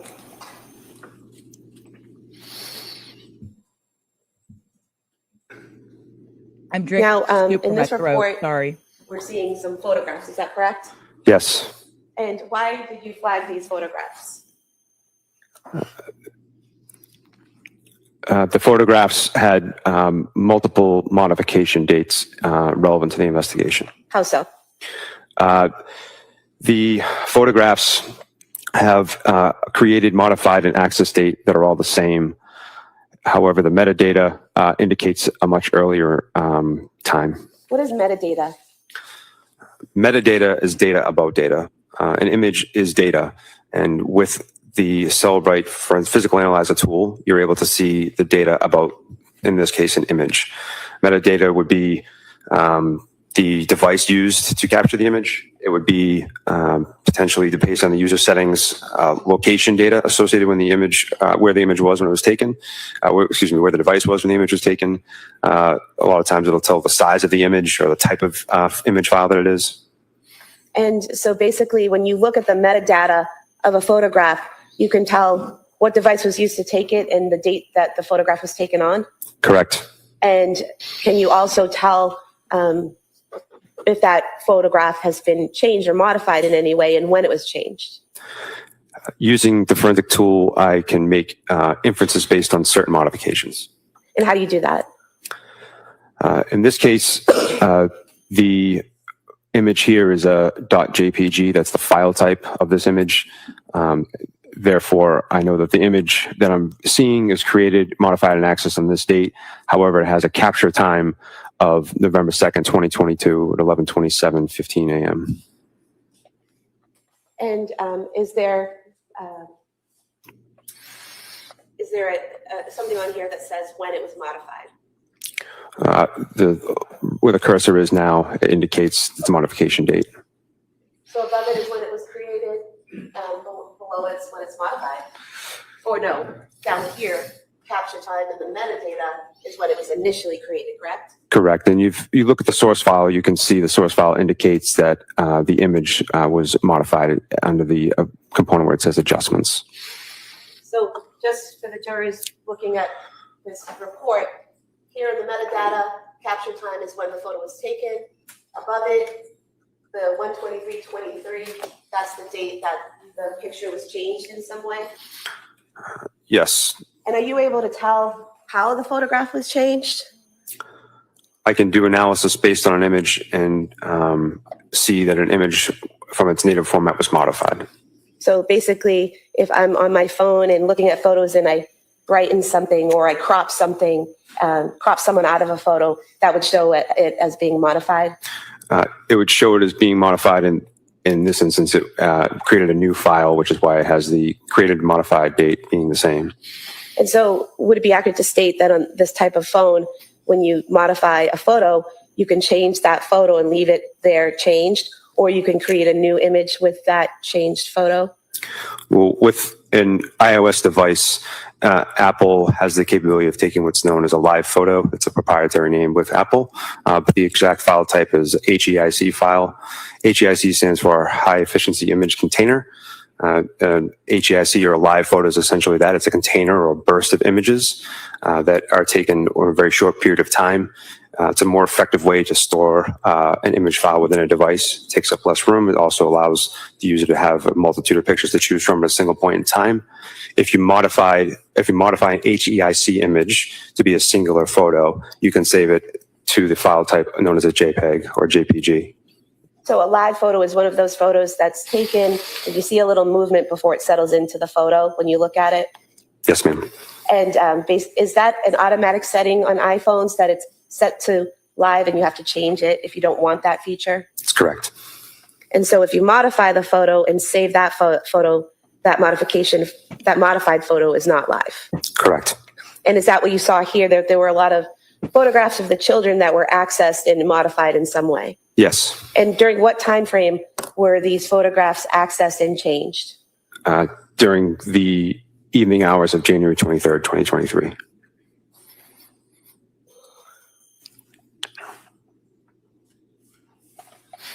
But then again, Southern, it could be the coloring from the cameras. His jacket might be more purple than what we think. Sorry.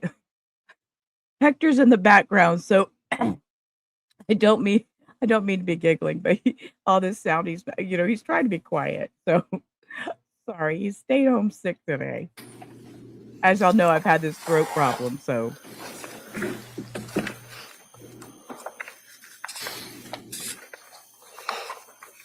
Okay, if we could go to the next, please.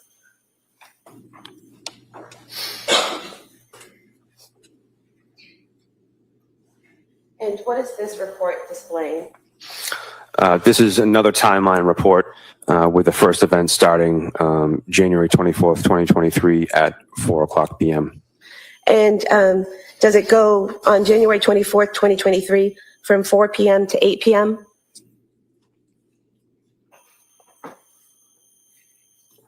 That's correct. It encompasses... Wait, what did that say? That's correct. It encompasses everything that would be before that time frame. It appears the last entry is 7:02:01 p.m. And this would contain all of the things that were done with the phone between 4 and 8 p.m. on January 24th, 2023. Is that correct? Everything that was detected by the forensic tool based on the extraction type. And if we could go to the time frame, 4:30 to 4:45. Pinstripe, right?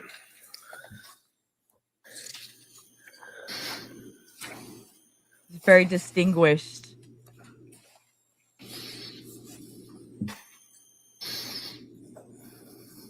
And it seems all very well fitted. His tie, his collar, everything is very well fitted.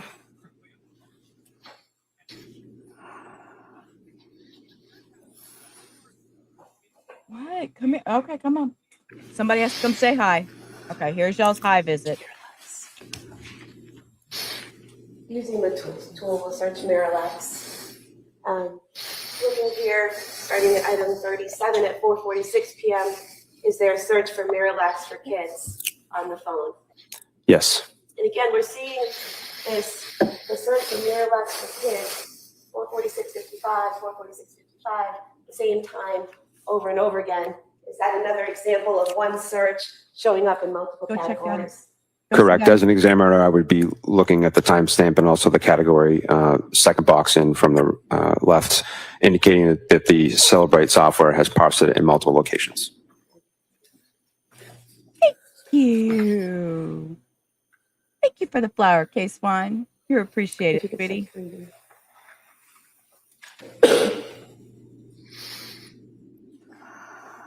In searching 3D in the document, we see here multiple sources. You could do a search with the number 3.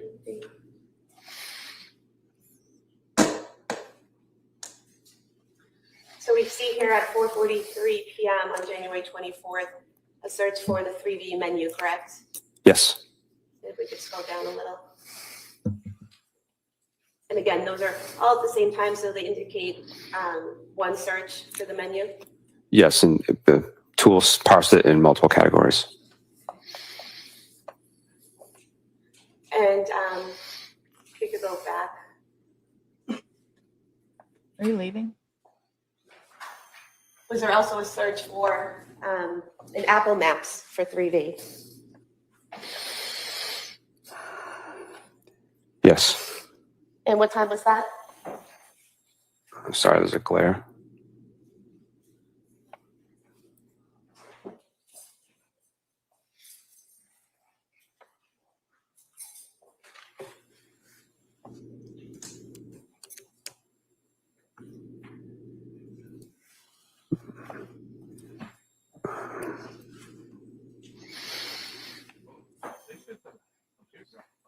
Yeah, you can get them at CVS.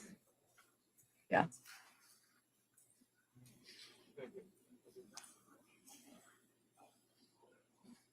Can do that. Bye. They're fine. Just shut the bathroom door.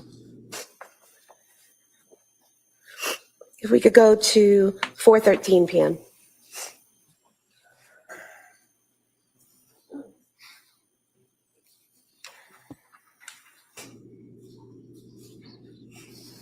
And here in Apple Maps, do we see 3V restaurant at 4:13 p.m.? Yes. And Chat saying hello. when you're using a map feature to look up a location, such as Apple Maps, what type of information do you learn when you plug in a location or an address into Apple Maps? A route preview. And does that route preview give you a length of time it would take to travel to that location? Depending on what you indicate as your originating location, yes. And so if you plug in 3V restaurant to Apple Maps and it maps out a route to get there, does it tell you from your location to 3V how long it would take to get there? Based on traffic conditions, yes. Because that changes constantly, correct? Yes. So if I open up my Apple Maps and I put in 3V right now from here, at this time, the time it takes to get there might be different than, say, at 6 o'clock tonight. Yes. It's going to be different because it's going to be depending on traffic, lady. Come on. Oh, my God.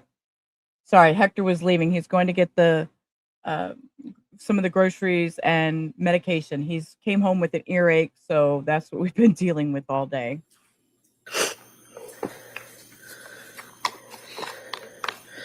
And so if we can go to 4:47 p.m.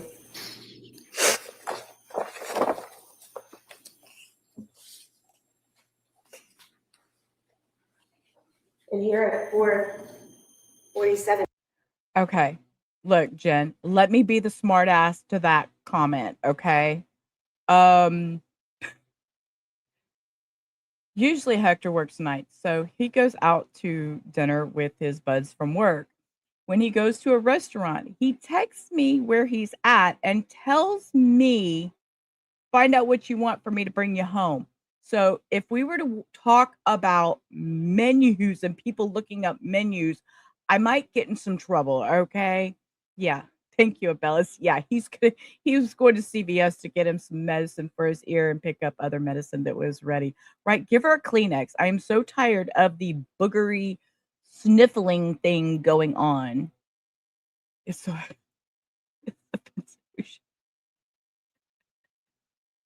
You think, oh, is that what you think? You think he fired the nanny to pay for?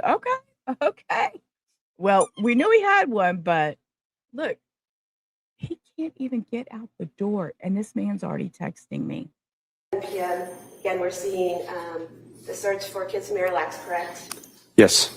Is there also a visit to a CVS website here at 4:47:04? Yes, it's categorized in multiple categories within the tool, but it parsed an artifact at that time. If you could scroll down a little, please, to the phone call, the next phone call right here. This outgoing phone call at 4:48:21 to 781-585-6581.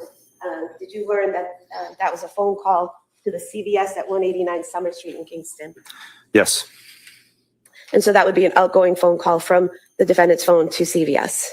Yes. Can we go to 4:53 p.m., please?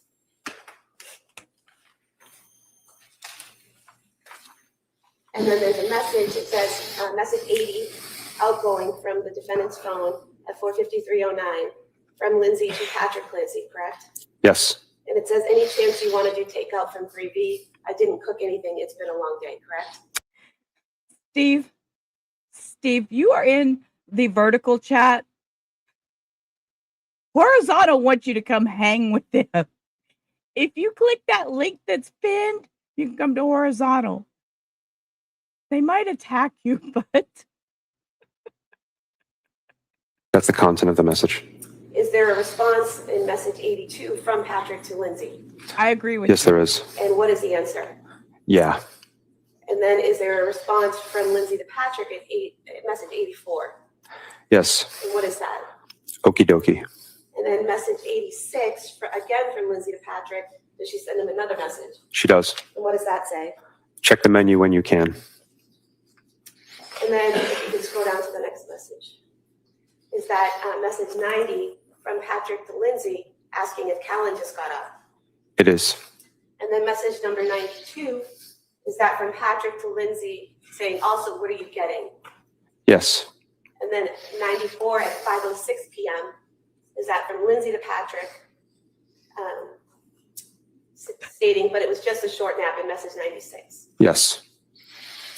And then message 97 at 5:06, the 3D menu search. Yes. And that source says Safari. Is that a Safari web search for the 3D menu? Safari is the default web browser on an iOS device, and iOS stands for iPhone operating system. So that's a basic search on your iPhone for the 3D menu. Utilizing the Safari web application, correct? And then number 98, is that another search for Pedialyte? Correct. Excuse me. Now, both the search for 3D menu and the search for Pedialyte are at 5:06:45. How does that happen, that the two searches for two different things at the same time? Can you repeat the question? So you have...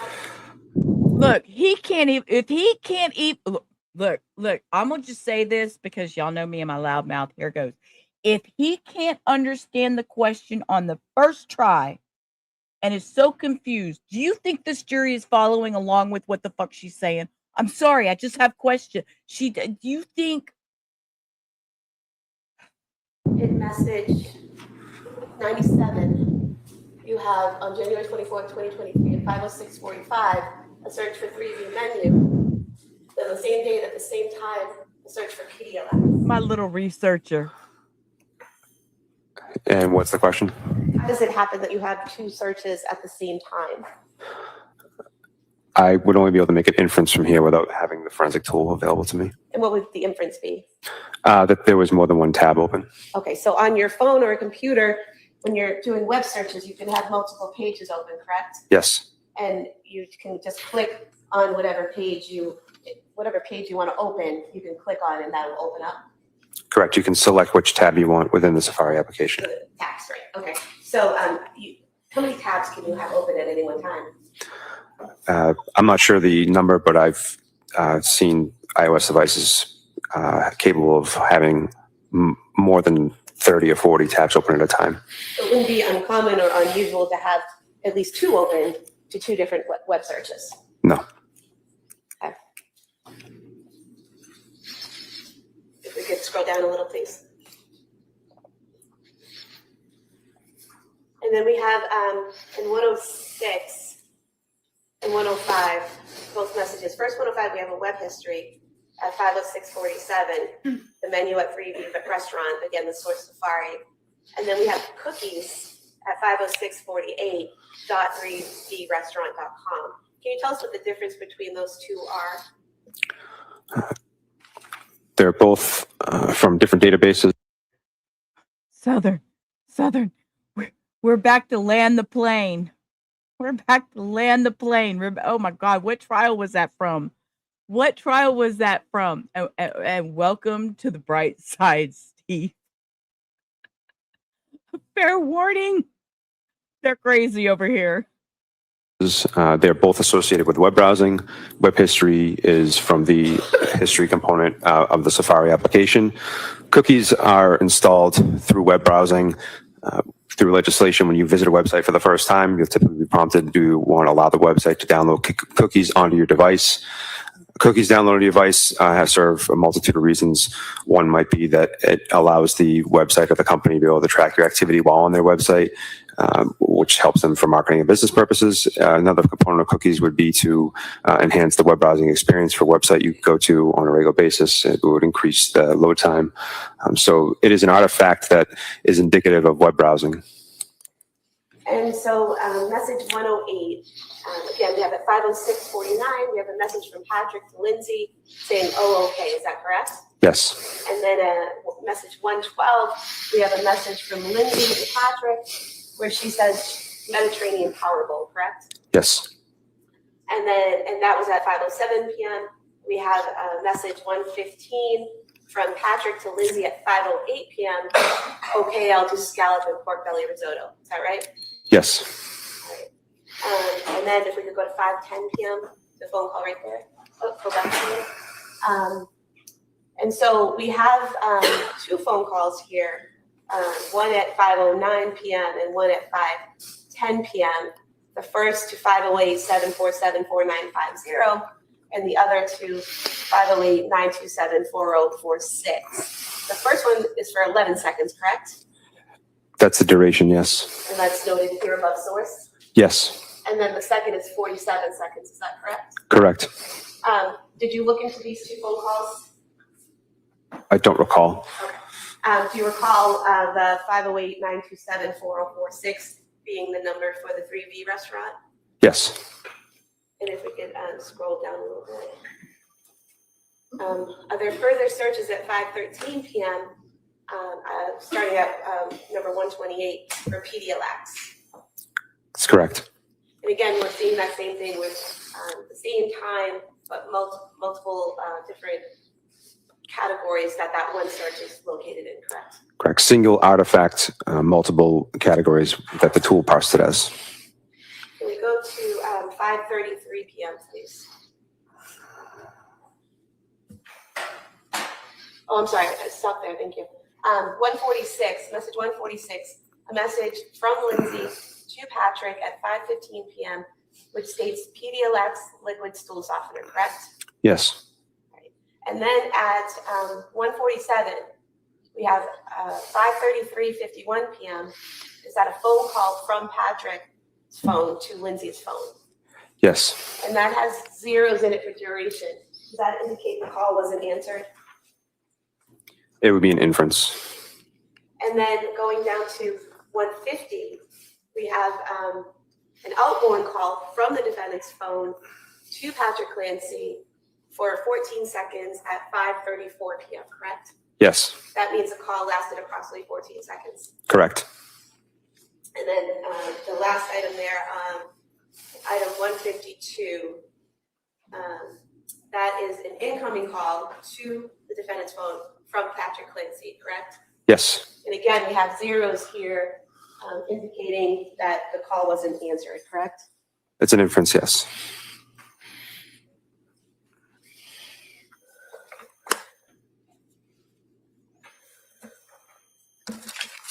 If I could have these reports that I just went over submitted on this disc as the next exhibit. That may be admitted. 236.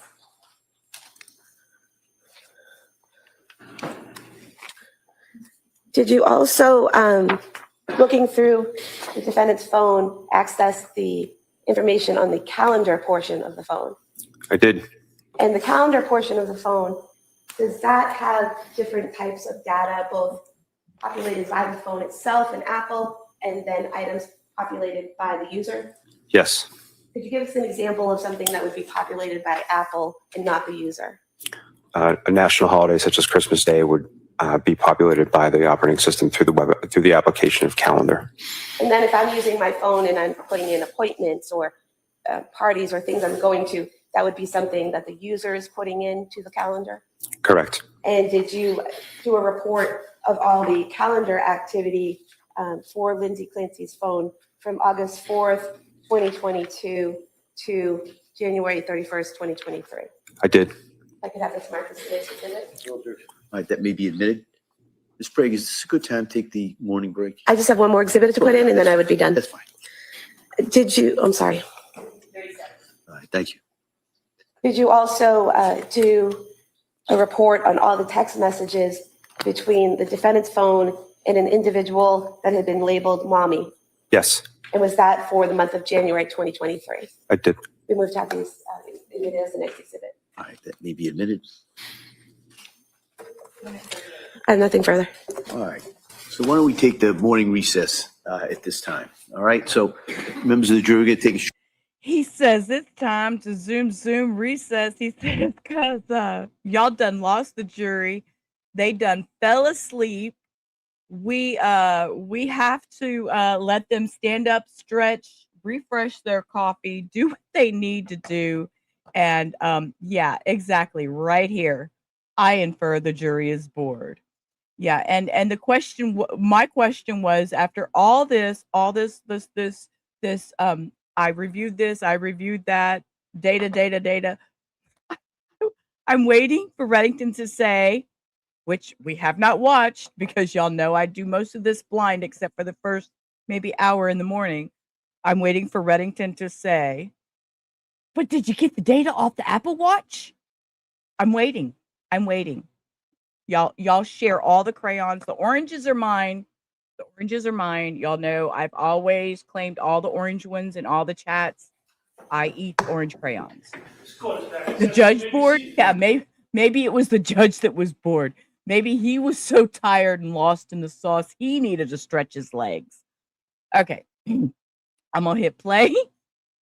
And we know that Reddington is coming up. So, yeah, you think Judge... Sometimes at that age, it happens. It's okay. Okay, you're gonna need... No, Bellis, I'll fight you for the yellow. Okay, here we go. I'm gonna hit play. Reddington's coming up to cross, and y'all know. All right, counsel, ready for the jury? Yeah, thank you. Oh, bring jury. Okay, wait. I've seen something kind of odd here. Look at this little... I think this is the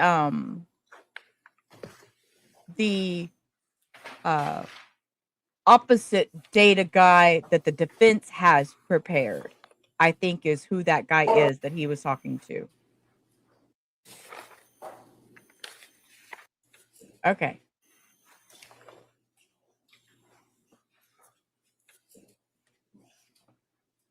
Yeah. Nothing wrong with a nice nap. I mean, you know. Versus Lindsay Clancy. Yes, Your Honor, thank you. Okay, here we go. Morning. Morning, sir. So you are part of the prosecution team that handles the downloads of Southern, I don't computers remember. and cell phones and things like that, right? Specifically mobile devices, sir, not computers. Mobile devices, okay. And the other gentleman that testified, Pavo, is that his name? Paveo, sir. Paveo. And he did the laptops that were found in the office, in the home, right? Correct. He has those certifications. Okay. Now, the district attorney had asked you some questions about different searches that you had done on Celebrate and on Axiom. All your searches dealt with Lindsay's cell phone, right? To clarify, sir, I did no searches on Axiom. Okay. You did searches on Celebrate. It's the only forensic tool I use, correct? All right. And basically, I'm just trying to get a handle on that you and your other brother or sister officers would examine, for example, the computers that were found in Patrick's office in the house, right? You didn't, but the other people did. That's correct. Microphone, And Reddington. You got the computer, strike that, you got the cell phone that was Lindsay's cell phone, right? Yes, sir. And you then did, what's called an advanced logical of Lindsay's phone. Is that right? That's correct. And what is an advanced logical? What does that mean? It's an extraction that utilizes the iTunes backup. Y'all know I'm looking into my crystal duck when I say he's going to ask about this Apple Watch. Y'all know. Yes, Steve, we went over that. It was at the beginning of yesterday's stream. We did a little segment on Reddington before we actually started the trial. I have a lot of quite interesting things, and I also have a Discord. My link will drop it here shortly, and if you're interested in that, and we do have a little chat in there, and we talk about the trial, and I drop like little nuggets of things that I find on the internet that might be interesting about this certain trial that we are reviewing. Morales of an iOS trial. device, and it acquires most of the user-facing content, meaning calls, texts, images, Okay. browser history. So you lost me on user facing. What does that mean? What the user sees when they're using the phone. Okay. So like if you pick up a phone and you open it up, then you're interfacing with the phone and you're looking at different things, such as photographs, emails, text, things like that. Yes, sir. Okay. In addition to Trooper, now Sergeant Paveo, and yourself, there also was another trooper that you were working with, a guy by the name of Rabbit, like Roger Rabbit, right? Yes, Joseph Rabbit was assigned to the unit at the time. And he also conducted a search, but he did what's called the full file system extraction, right? I don't recall. Okay, what is a full file system extraction as opposed to advanced logical extraction? A full file system extraction would acquire the databases and information that you cannot see as a user on a device. I see. So your extraction was done on January 30th, is that correct? Yes, sir. And Rabbit's extraction was done on January 27th, right? I'm not aware of Trooper Rabbit's extraction. Did you ever collaborate with him as investigator investigating Lindsay Clancy on this case and talk about what you located, what he located? I had no discussion with him about the phone extraction. All right. Is he still working for the state police? He is. Would you agree with me that the full file extraction actually gets more information than the advanced logical? In other words, Rabbit's extraction would have got more information than you got on your advanced logical. That's correct. So one of the things the district attorney had asked you about was in reference to Exhibit 237. And that would be the Celebrate report. Is that correct?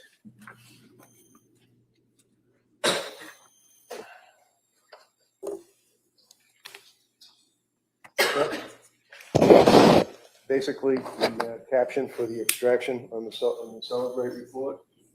This is a supplemental report that I completed from the physical analyzer software. Okay.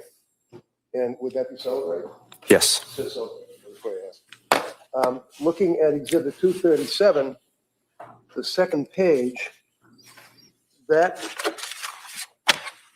on the very top that I'm looking at here, can you tell me on the right, what is it depicting on the right? It's Little box? Brightness instead of the- Yeah, I know that. See the little box? Oh, well, you know what I'm gonna do? I'm just gonna approach you. This here is the exhibit that the district attorney asked you to look at, 237, right? yes, sir. Okay. And it's a Celebrate report, right? It's a supplemental report. Yes, And that would be the calendar search, right? the calendar supplemental report. Correct. Okay. So that means that if Lindsay had appointments anywhere, it would have been presumably, if she put it in the phone, in her calendar, right? Yes. Okay. So when you looked at your investigation, directing your attention to the start time, what date are we talking about here? The start time is August 14th, 2022, midnight. End time would be August 14th, 2022, 11:59 p.m. Okay. So if you look down to the next one, it says, what date?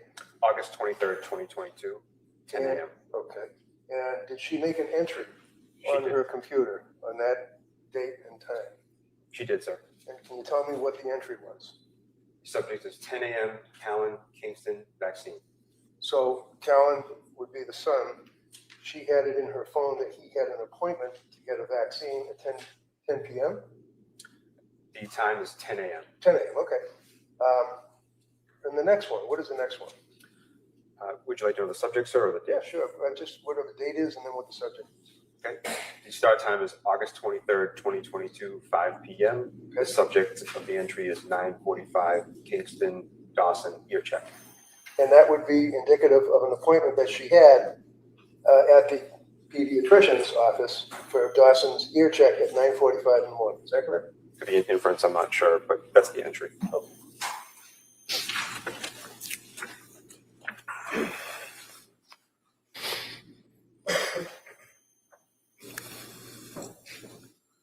Now, looking at Exhibit 235, you can tell me, what is this document? I recognize it as a screen capture from an Axiom phone interaction. All right. And you did indicate you were Axiom qualified, right? I am not, sir. I'm familiar with the program as a result of my training with Great Key. Magna Forensics owns Great Key technology, and in the training course for Great Key, process extraction is using Axiom, but I'm not certified in the software of Axiom. But you can interpret it. You understand what that shows you. It's just a listing of different activities on the phone, right? I'm aware of what the screenshot depicts, yes. All right. Can you tell me see the highlighted one? Can you tell us what that is, the date, the time, and what it's referencing? Do you need a magnifying glass? References a website, sir.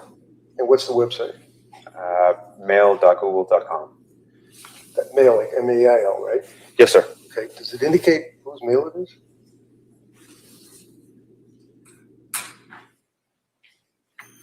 Does it show it on the right-hand side of the box?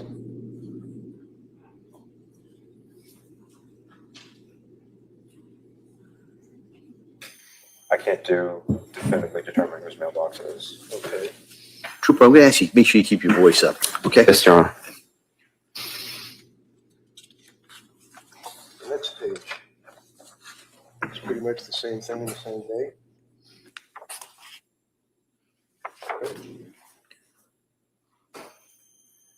Can you tell us on that page who signed in under what email?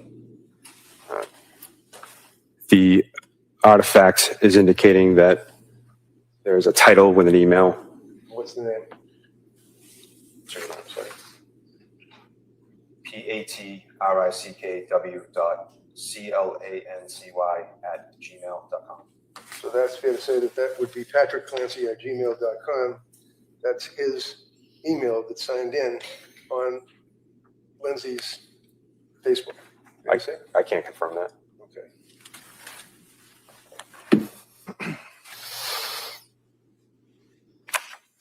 Nothing he can confirm as to And- who was signed in. When you were going through her phone, is it fair to say that, I mean, there wasn't much in her life that wasn't exposed to the state police and the DA's office and the investigators? I mean, your report initially was 180,000 pages of PDF, right? It was a very large download, sir. Does 180,000 sound about right? It does. So 180,000 pages on a PDF, you do a number of extractions, and then you get into the one that you were testifying about. The district attorney indicated, that you stated that it was 768 pages of text messages that she had, along with photographs perhaps. That was a timeline search. The number of items in that report are indicative only of the time frame in which I was utilizing within the software. Okay. So when you went through her phone, did you come across on a Celebrate report searching for where is the carotid artery? I don't recall. Did you come across, might be easier this way. This is a Celebrate report on Lindsay's phone, right? Now, I understand that you might not have been standing next to another cop going through the records and documents on her phone, but on this, you're able to recognize that as being the Celebrate report, right? It is a Celebrate report, And sir. it's a Celebrate report for her phone. You can tell by the numbers, right?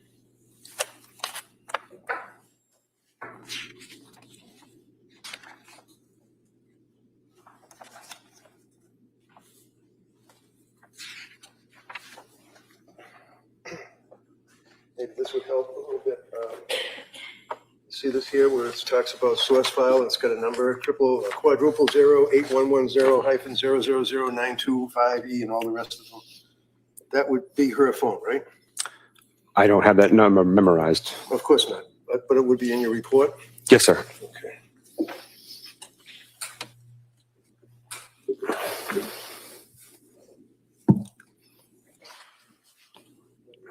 Celebrate extraction report? It would depend on the supplemental report that you have, sir, whether or not that character was displayed. Because this is, we agree, it's Lindsay's cell phone. Celebrate extraction report. This item you have here, sir? No, I'm sorry, the exhibit. This is the Callan supplemental report, yes. For Lindsay, so what's the number? You must have a number that would connect to her phone, like an address, like your home address, but in fact, it would be a number, right? It's an device identifier. It is not presented in the supplemental report. Okay, where would the device identifier be presented? It'd be presented in the front page of the initial extraction report.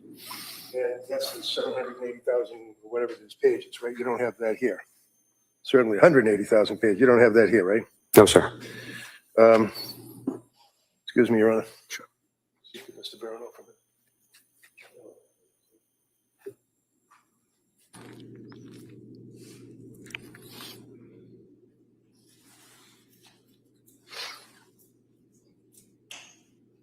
It's interesting. I find it very interesting that he's stopping and conversing with his specialist while this specialist is on the stand being crossed.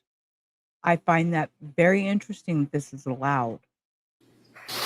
Did you bring your report today with you? Just the report, not all the exhibits?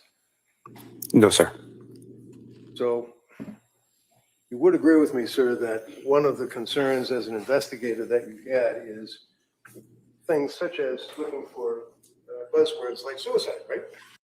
Jen, this is a question. Gen C to the front. Gen C, calling Gen C to the front of the page. Who would play the cop in this movie? That's a Gen C question. You would agree with me, sir, that one of the concerns as an investigator that you had is things such as looking for buzzwords like suicide, right? I'm not sure I understand the question. When you're looking on the target's phone, and out of this whole courtroom, the target would be Lindsay Clancy, right? Yes, sir. All right. And you had access to her phone, right? Yes, sir. And you all went into it with a search warrant, right? Yes, sir. And you were looking for different topics, such as suicide, drugs, killing kids, I imagine, to investigate, right? You had buzzwords. Yes, sir. And did you come across, for example, a search that indicates carotid artery? I don't recall. Did you come across a search on Safari, how to slit your throat to die? Look, he's not even using that. He comes with paper. He comes with stacks of paper. He is old school. He is on it.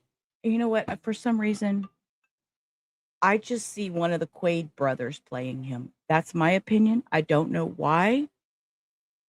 I don't know why. That's just my vision, and it's total squirrel moment. But I don't recall. Did you come across a search? Can you turn airbags off on Kia Sorento? I don't recall. Did you know that she had a Kia Sorento? I did not. If I approach you with this Celebrate report, sir, does that give you the numbers for what I just went through with these searches? The universal device identifier is a match. It is a match, okay. Yes, between this document in my hand and the ones that you're holding. So would you, what's the first search on the first box? The value associated with the source file is carotid artery.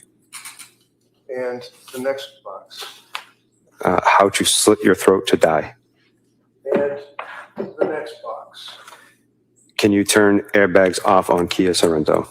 These all came from Lindsay's phone, right? I can't confirm that. Well, it's a pretty good inference, right? Yes, sir. Okay. Run right off of these. If we could just see them at sidebar.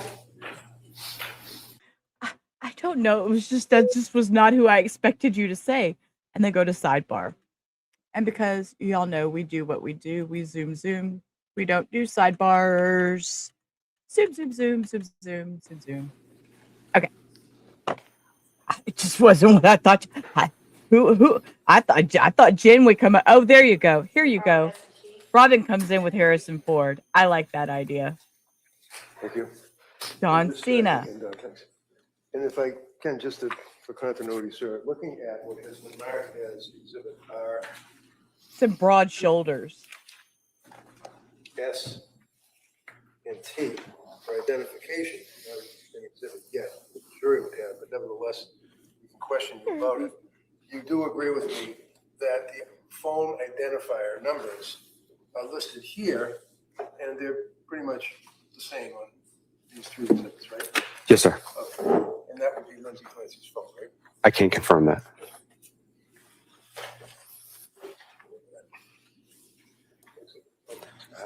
Yes, sir. So I've just handed you Exhibit 237, sir. Can you tell me what that exhibit is? The district attorney questioned you about it. It's a supplemental report that I compiled from the Celebrate software on the calendar application. Do you have access to what was referred to as the mummy text messages? Not with this document, sir. So that document is the calendar That is true. that we had already gone through as far as seeing the doctor. The only reason I know that that's true, you say you Googled it. Well, Hector he's a technician. So that's one thing I already know. We've had that conversation. Morgan Freeman was like in Shawshank because he was Irish. Okay. 9:45 and 10 o'clock appointments, right? That's correct. Sorry. Is the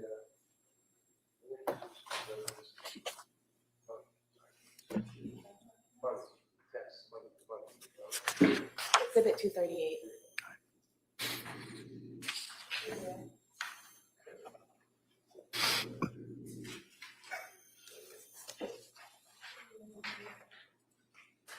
No, that's horrible, Steve. Exhibit 238, sir. If I may. On the exhibit, sir, this would be captioned the mummy text message thread between Lindsay and her mother. Is that fair to say? For January of 2023, sir, yes. Okay, so Okay, I'm going to pull me down. I'm going to make it big screen so we can see this. I'm not sure. I'm assuming they're going to go through these texts. Well, maybe not. Okay, we'll just see. I'm going to make me over here a little smaller to the side. this search was limited by the police to January of 2023 for the texts between Lindsay and her mother, right? Correct, sir. The filtered supplemental report from Celebrate. Filtered supplemental report, okay. So who would be, when the jury's looking at these in the jury room, who would be the blue texter? Would it be Lindsay or her mother? You could just look at the participant delivered status sent from Lindsay owner to mommy. So the green would be from the owner of the phone to the recipient mommy. Okay, so green would be Lindsay, blue would be the mother. That's correct. All right. Now, give you Exhibit 238, and just a representative example. I mean, looking through. I remember that commercial. Well, you look at September 28th at 6:18 in the morning. Sir, can you repeat that date? Yeah, sure. September 28th. Oh, you didn't do, that's right, you didn't do September. You only did January, right? Sir, this exhibit is just for January of 2023. Okay, I apologize. Let's jump to January then.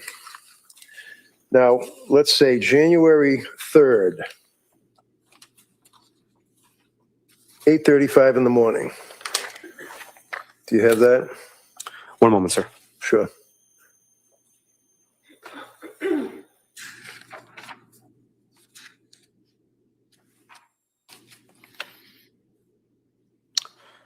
Yes, sir. And what did Lindsay say to her mother on January 3rd at 8:35 in the morning? At 59 seconds, sir. Yeah. I'm all right, period. Anxious about meeting with the whole psychiatry team. How about the next message that she sent at January 3rd at 8:37 in the morning? In 31 seconds. Sure. I'm just worried they won't send me home soon. Now, do you know, as a police officer working on this case, what she meant, send me home? Do you know where she was on January 3rd? It would be an inference only, sir. That's all right. You can infer. I believe she was in a medical facility. McLean Hospital. I recall that hospital being mentioned. Okay, And then Bill. on January 8th, sir, at 10:44 in the morning, was there a text from her mother to Lindsay, if you know? 10:44. But the mother asked, did you sleep good?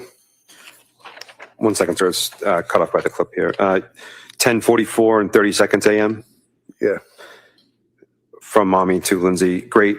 That will be fun. Sleep good last night? Question mark. And did she respond? She meaning Lindsay? She did. What'd she say? I actually did. And this was on January 8th, sir? That's correct. January 10th, could you pull that up, please? At 9:48 in the morning?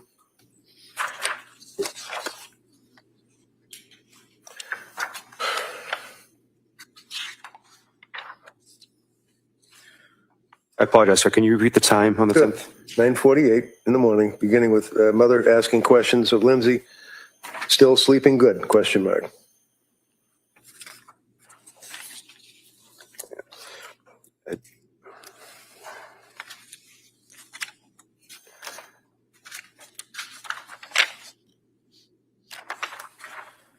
I have a message at 9:48 and 15 seconds from mommy to Lindsay. Okay, what is that? Good morning. How are you doing today? Question mark. And what did she say in response? Good. Period. At the gym with the kids. And what was the date? Was that January 10th? 2023, 9:48, 21 seconds a.m. So do you have January 10th in front of you, not the 23rd? Okay, my correction, sir. January 10th, 2023 at 9:48 and 21 seconds. All right. And what did the mother ask her? Nice, still sleeping good. Did she ask her, are you feeling better during the day? And she said, so far, a little bit.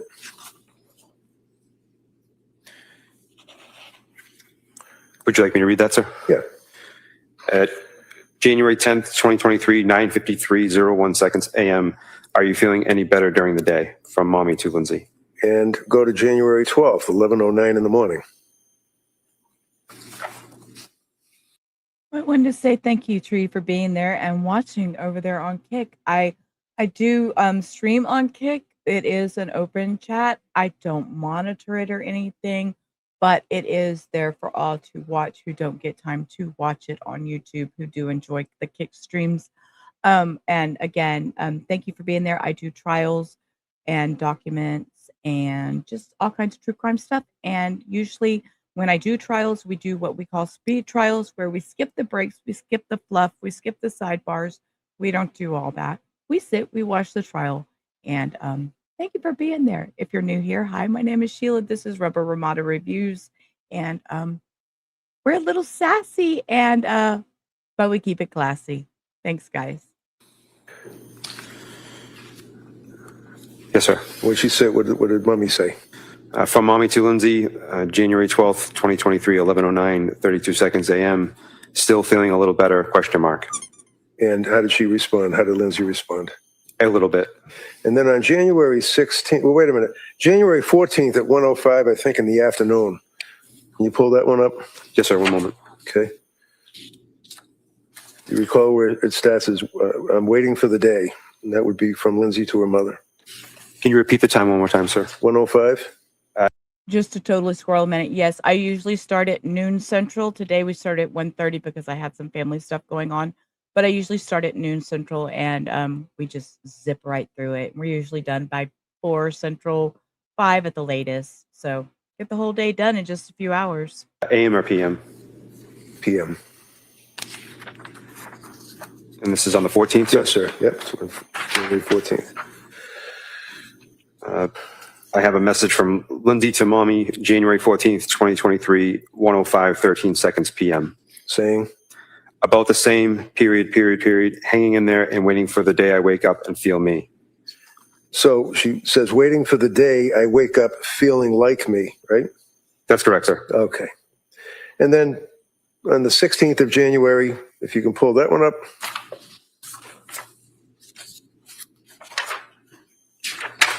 Thank you for clarifying that, Cindy. January 16th at 10:20.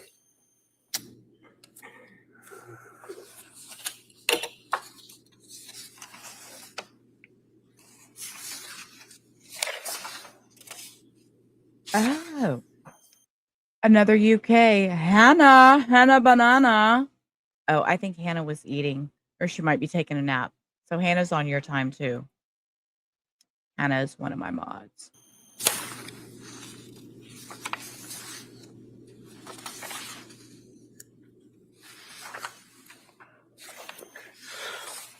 I have a message from Lindsay to Mommy, January 16th, 2023, 10:20, 24 seconds AM. And what did it say? It was fun, period. Cora and Dawson enjoyed, period. Now, did it make reference at any point in the text that was a reference to the Cape Codder? Is that in there at all? Do you see it? It was fun, referring to what was fun, if you know. I have a YouTube channel by the same name, Rubber Ramada, and I stream on YouTube usually. I just have Kick on as a secondary backup. Not in this particular message, sir. Okay. And then continuing on, sir, January 18th, would you agree that she inquired of her mother, or the mother asked, are you starting a new med? She said, I did. I started it two nights ago. And that basically the mother was asking her about her medications and how she felt and how she was doing, right? One moment, sir. I just have to get to that point.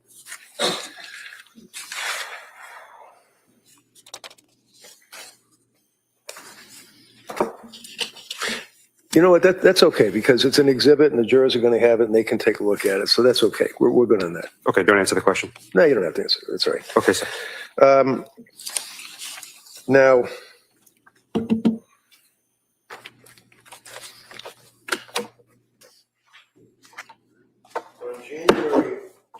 I will tell you, in Texas, in the state of Texas, ain't no way you're getting a damn phone while you're in there. You're going to use that thing that's hooked to the wall with that 10-inch cord, because there ain't no way they're going to give you a chance to wrap that thing around anything. 24th, District Attorney asked you about the Google searches, Googling 3V restaurant, looking at the distance from the house to 3V restaurant, looking up menus. You recall answering her questions on that? I do, sir.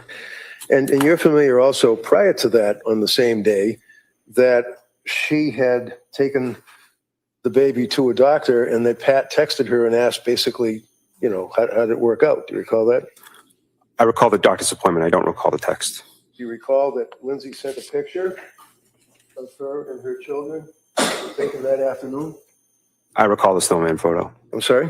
I recall the snowman photo. Okay. And that was on the 24th of January, right? It was, sir. That's that snowman photo. That is the photo.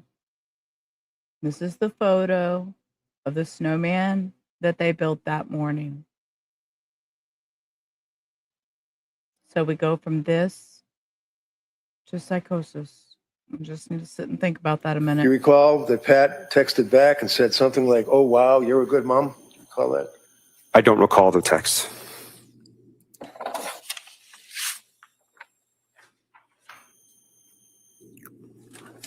I can tell you I'm fine. One of the other. It's just like that conversation people talk about when somebody says, "Hey, are you okay?" Are you really going to stop and dump on them, or are you just going to say, "Yeah, sure, I'm good. I'm good. I'm fine. I'm fine." Think about that. Think about how often that happens in life in general. How are you? I'm fine. When in reality, you're fucking crashing. You're dealing with shit. You've got so much other thing. Oh my God, my husband's texting me. He's texting me pictures. He thinks he found Oliver Tree. He's texting me pictures of people in CVS. Y'all, I am going to lose my... Other searches that you did.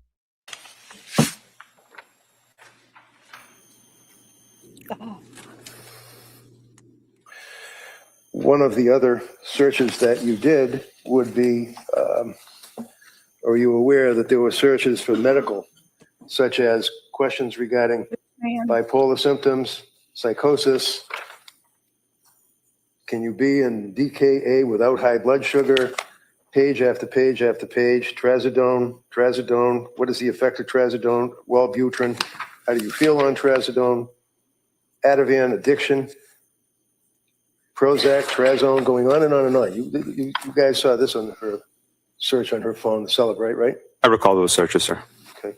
Could I offer this, Your Honor? This would be medical searches on her phone. Any objection? No. All right, that may be admitted. Exhibit 239. Great, thank you. Do you recall, sir, that there was also a search for schizophrenia? I'll say that. Not specifically. Well, if I approach you, sir, and your extraction report, does that refresh your memory that there would be a search on her phone for schizophrenia? So it says schizophrenia. Hannah's spelling it out for us.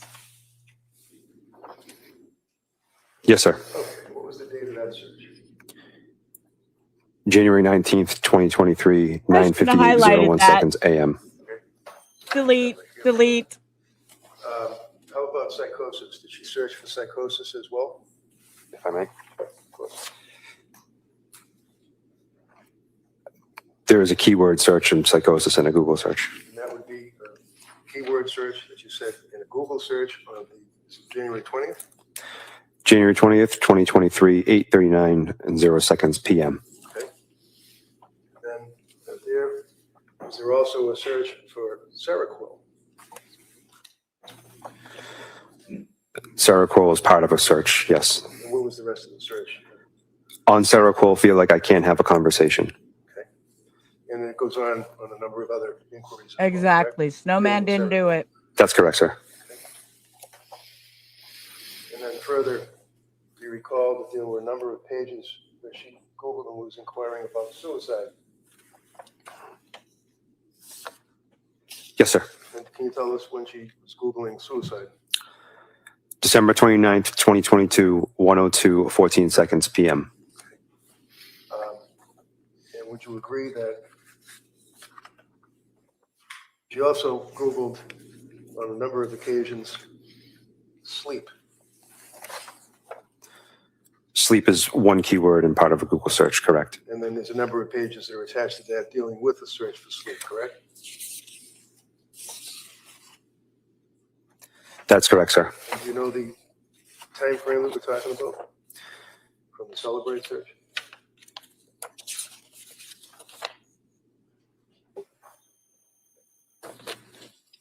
Multiple entries, sir. Majority of them are in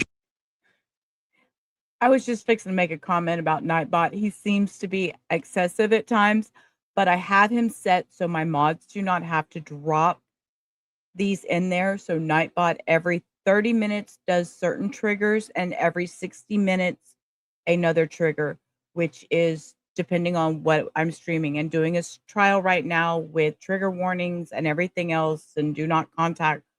It is set on timers to where it will come off every 30 minutes and every 60 minutes for certain ones. So sorry if it seems a little bit much, but with this trial, I felt it was very necessary. January of 2023. Otherwise, my mods would be working Also, overtime. A much larger package of searches for trazodone. Right. Is that correct? Yes, so trazodone is one keyword as part of multiple Google searches. Zoloft. Correct. What's the time frame? If I may just remove this, sir. Yeah, sure. Earliest entry is December 31st, 2022, 4:07, 48 seconds PM. Last entry, all on the same date, December 31st, 2022, 7:06, 39 seconds PM. Okay. She also, on her phone, is a search for benzo withdrawals, right? Yes, sir. Benzo is listed as a keyword as part of another search. Also, after benzo, it says withdrawals, right? Correct. And what's the time frame for that, please? January 20th, 2023, 8:11, 57 seconds PM. And also a search for Wellbutrin. Yes, sir. Wellbutrin is a keyword as part of a Google search. Does it say what the time frame is? It does. What is it? January 16th, 2023, 9:14, 47 seconds AM. Okay. And a search for McLean. Correct, sir. McLean is part of a keyword of a Google search. What's the time frame? December 29th, 2022, 8:52, 37 seconds AM. Okay. Is there also a search for insomnia? Yes, sir. Insomnia is part of a keyword of a Google search. What's the time frame? December 31st, 2022, 7:12, 58 seconds PM. That's December 21st, did you say? 31st. December 31st, 2022, sir. And there is a search for keyword ketamine, K-E-T-A-M-I-N-E. Yes, sir. Ketamine is part of a Google search. It's a keyword within the Google search. What's the time frame? For this entry, January 20th, 2023, 8:39, 0 seconds PM. There's also a search pulled up on Celebrate for Lamictal. Hello, Maria. Yes, the word Lamictal was part of a Google search. And what's the time frame? January 16th, 2023, 9:23, 13 seconds AM. Okay. Is there also a keyword search for postpartum and Google searches for postpartum depression and various aspects of postpartum?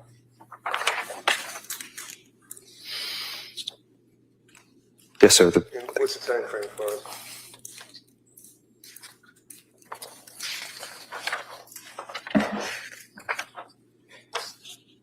They all occur within January of 2023, with the earliest date being the 11th of January 2023 and proceeding all the way Different Maria. It's vertical, Hannah. within January of 2023, with the earliest date being the 11th of January 2023 and proceeding all the way to the 19th of January 2023. And keyword benzo. Right on the Celebrate report for Lindsay's cell phone. It is, sir. Can you tell us what the time frame is? Sir, would you like it for the first entry or all the entries? Give me the ideal, bracket, starting on when, ending on when. We don't have to go through all of them. The earliest entry appears to be December 6th, 2022, 9:17, 05 seconds AM, with the last entry being January 20th, 2023, 8:13, 48 seconds PM. And search for bipolar. That was on her phone. Keyword bipolar is part of a Google search, correct? Bracketed in. What's the time that started? Florida. The earliest entry is from this report is December 29th, 2022, 9 a.m., 37 seconds. And the last entry is January 13th, 2023, 1:38:42 seconds p.m. And clonazepam was a search as well, correct? That's correct, sir. And can you just give me an idea, what's the time frame on that? All of the searches in this report indicate January 18th, 2023, in the morning hours from 11:26 a.m. to 11:27 a.m. Okay. And the next one would be Ativan. You see where it says Ativan? What's the first? Just give me the first month. What's the stat? Search for Ativan. The earliest time frame, sir? December 31st, 2022, 7:06:30 seconds p.m. Okay. Next one would be amitriptyline, correct? I'm not sure on the pronunciation, but it appears to be that way. Okay. When was the amitriptyline search? When did it start? When did it end? January 16th, 2023, 11:01, 28 seconds a.m., with the last entry being January 23rd, 2023, 8:17, 58 seconds p.m. And then on January 20th, 2023, was she searching intrusive?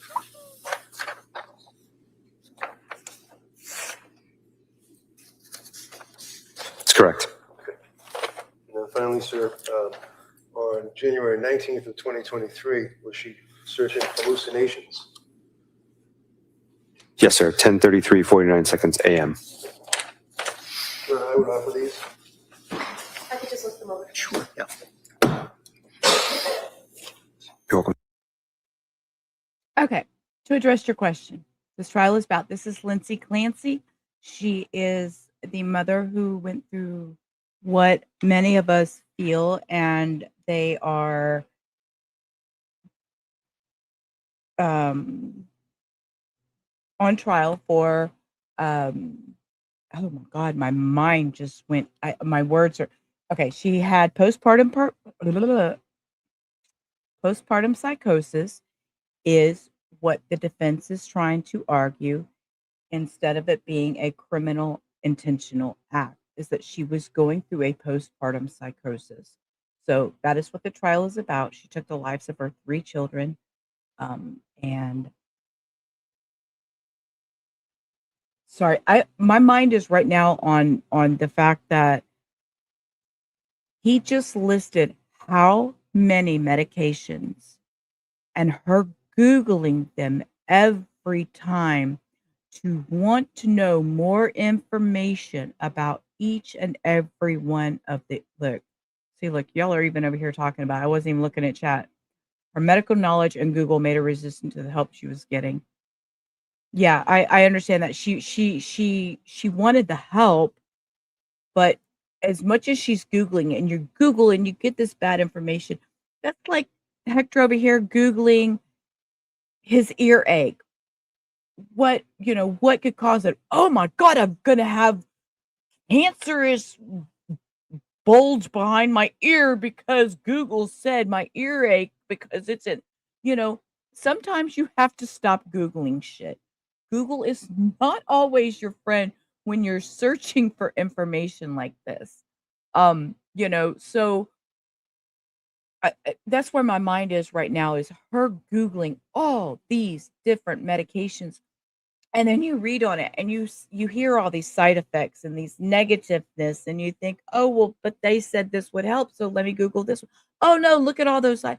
So I'm absorbing that because I've been there, I've done that. It's not healthy emotionally or mentally when you are Googling all these medications and seeing these side effects. I just want to say that. Sir. Thank you. Sorry I squirreled. I just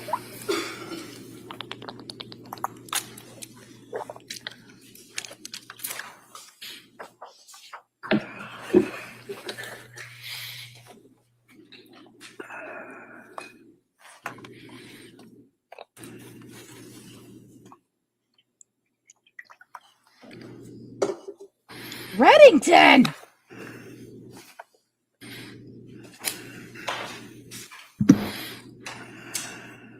Right. No, Hannah, I get that. And we've always said this is a very open chat, very open to everybody's thoughts and opinions.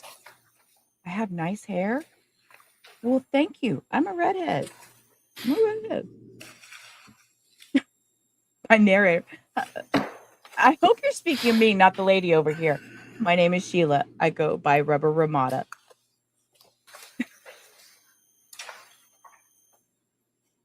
Lady, we don't have time for you to pick through papers. Zoom, Why don't we zoom. do that?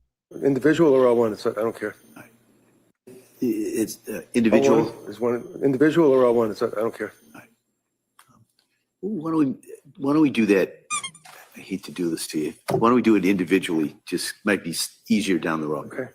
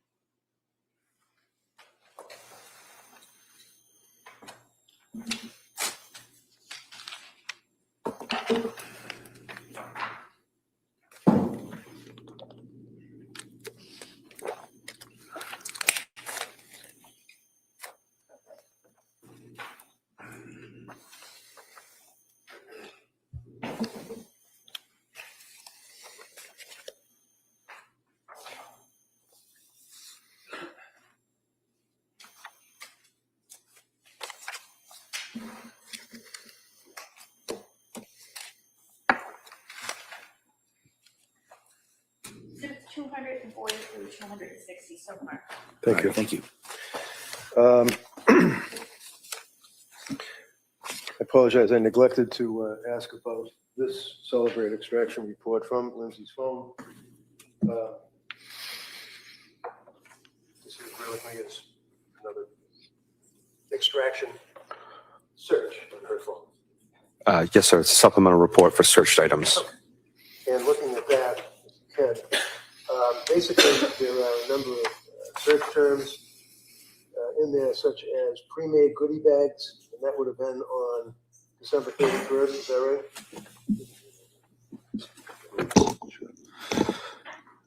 Yes, sir. All right. What's the next one underneath that? That would be on December 31st. Child with bloated belly and lethargy. How about the next one on December 31st? Children's Motrin stores. How about the next one on the 31st? Children's Motrin. Next one. Is Children's Tylenol the same as infants? Next one.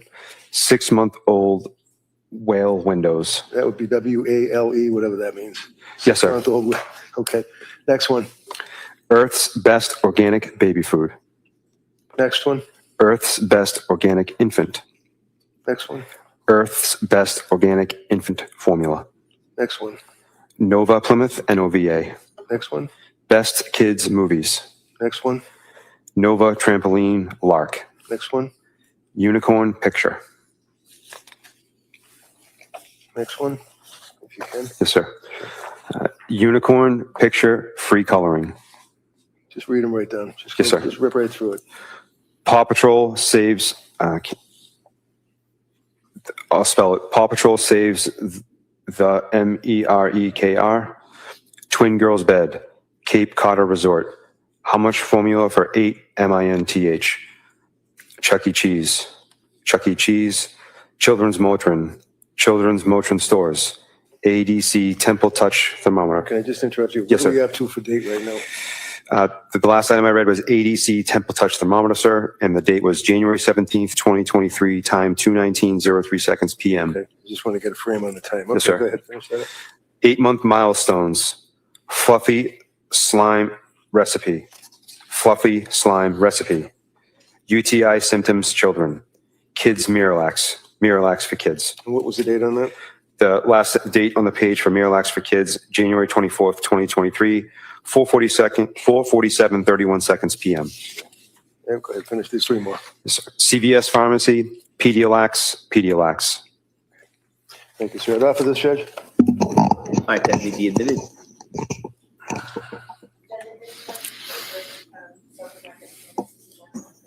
Yeah, 261. Yes.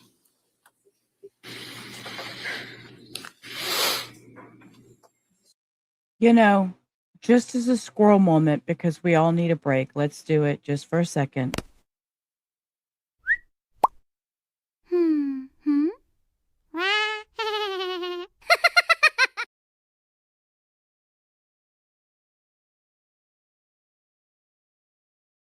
And what I have Googled just recently, Reese's ice cream recall, Internet Archive, how much Benadryl was in Lindsay Clancy, Andrea Yates, DSM-5TR,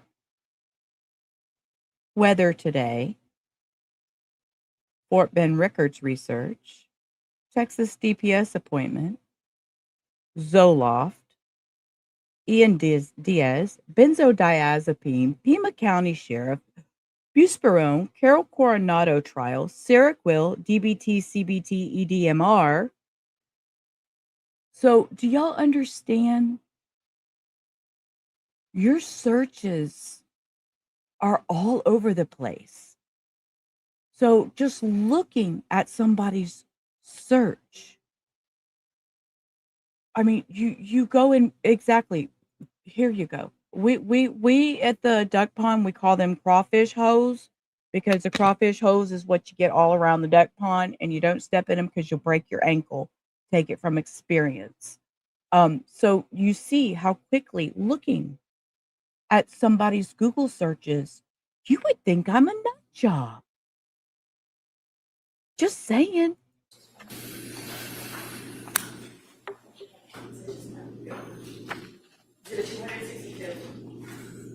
And then finally, sir, approaching you with like it would be a report. You can recognize that document, right? Yes, sir. Right. And what is that? It doesn't have the thing that the header on the top. That's all.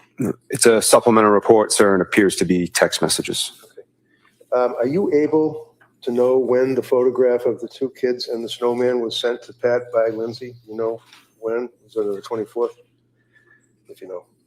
I would have to look at the extraction. So, understanding jury would be able to be looking at the photo and has a little history. If we look at this report, you see where it says Lindsay owner, and then over here it says Cutie. Yes, sir. So is that from Pat to Lindsay? That's correct. And what's the date and the time? January 24th, 2023, 8:19:45 seconds a.m. Okay. And what's the next one that you see? And tell us, just say to us like, it's Pat to Lindsay or Lindsay to Pat, and what is the message? You don't have to go through all the numbers. Yes, sir. Next item, do you want me to read the date, sir? Yeah, sure. Next item, January 24th, 2023, 8:36:17 seconds a.m. Lindsay to Pat, loved an image, which is a reflection that someone loved, used the feature within iMessage to like an image. Like an image, like a photograph, right? Correct, sir. Okay. Yep. What else? Want me to keep going? Sure. Okay. January 24th, 2023, 8:42:16 seconds a.m. From Patrick to Lindsay, how's it going? And you know what? If it's the same date, rather than taking the time, just go right down and read the messages. That would Receive, sir. The time frame. The date is the same for all the messages. Okay, From Patrick to Lindsay, how's it going? Lindsay to Patrick, good. Lindsay to Patrick, okay, her urine looked good, so nothing going wrong with her kidneys, phew. Patrick to Lindsay, good, with a smiley face. Lindsay to Patrick, no message content. Patrick to Lindsay, oh wow. Patrick to Lindsay, you're a good mama. Lindsay to Patrick, smiley face with hearts. Lindsay to Patrick, blank. Patrick to Lindsay, laughed at an image. Lindsay to Patrick, any chance you want to do takeout from 3V, period, period, period. I didn't cook anything, period, period, period. It's been a long day. Smiley face. Patrick to Lindsay, yeah, smiley face. Lindsay to Patrick, okie dokie, smiley face. Okay. Right off of that, Your Honor. Thank you. Your Honor, these text messages are already in evidence as Exhibit 23. I'll allow that. Reddington says, I understand it's in evidence, but I want this one right here. I want that damn piece of paper.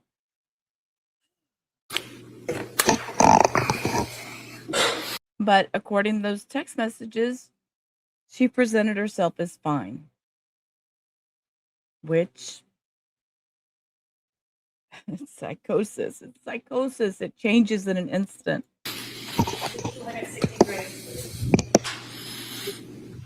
Finally, District Attorney spent some time asking you about modifications to a photograph, and I think it was of the little baby. You recall that line of questioning? Yes, sir. What did that mean? Does that mean that someone, or Lindsay or someone on her phone, changed the photograph of the little baby? Is that what that means? It means that the photo was edited in some fashion. So that could be like coloring? It could be a variety of things. Like what? As I indicated in my earlier testimony, it could be that someone took a live photo, and instead of having it be a live photo, which is a multiple burst of images, they took it down to just a single photo. Anything else that can be modified? Multiple things, but from the extraction, that's the only thing I was able to determine. So you weren't involved in the search of the Clancy house on the 24th, 25th, right? No, sir. Were you aware that there are photographs of the kids hanging in virtually every room, kitchen, living room, bedrooms? Did you know that as an investigator on this case?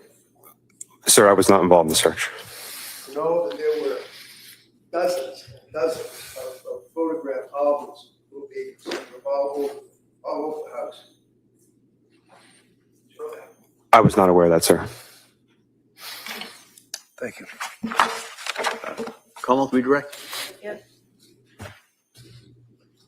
All of the exhibits that defense counsel just put in about the searches for psychosis or certain drugs, are those all available in the disc exhibit 236 in some of those reports where you can search the word and all of those mentions will come up? Yes.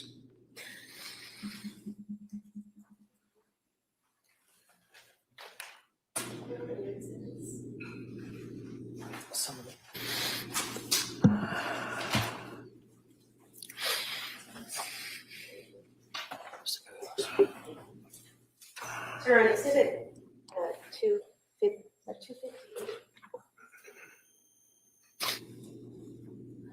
Thank you. The search is about psychosis. Some of those searches were for psychosis symptoms on January 19, 2023. Is that correct?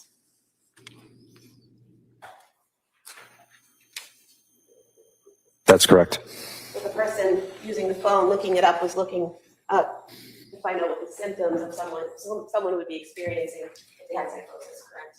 It's a keyword search for psychosis symptoms. We're asking questions about the chats between Lindsay and her mother in exhibit 238. Correct? Yes, ma'am.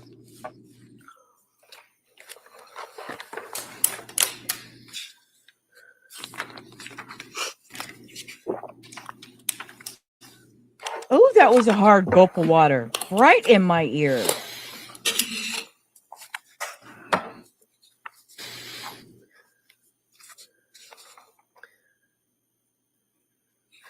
There's a text message from her mother to Lindsay on January 19th, 2023, which states, "I'll bring it Saturday. Never know what treasures I'll find in the attic," correct?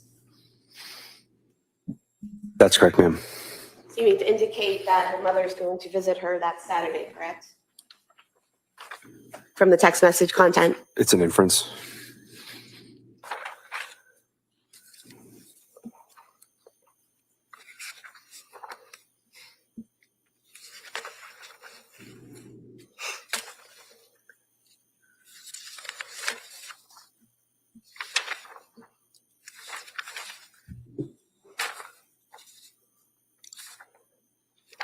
There's also a text message from Lindsay's mother to Lindsay on January 22nd, which would have 2023, which would have been the Sunday after the Saturday visit, in which her mother says, "Enjoyed seeing everyone this weekend. Nice to see you doing better."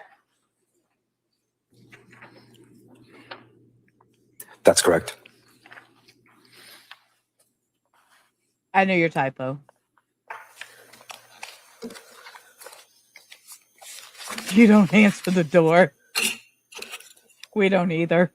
I have We nothing don't further. either. Mr. Rankin? Just very briefly, kind of like a housekeeping thing, if I could, Judge. I'm approaching you with text messages.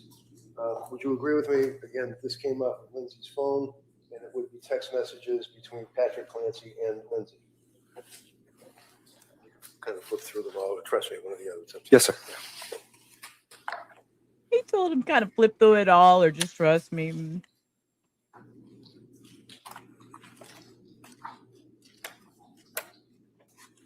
Maria, my chat's going to end up coercing you to come to the other That's correct, side. sir. Like, go to horizontal so they can Again, chat with you. Extractions from Lindsay's phone that you can flip through them if you wish, would be between Lindsay and Sue Clancy, her mother-in-law, Patrick's mother. It says Sue Clancy. There's a link pinned at the bottom if you're on a phone. That's correct, sir. That will take you from the vertical to the I'd like to see horizontal. council sidebar. Council sidebar. So they go to lunch. That means a big jump, and I have no clue what happens after lunch. Let's just make sure nothing pops up through here. They don't come in and say anything. All right.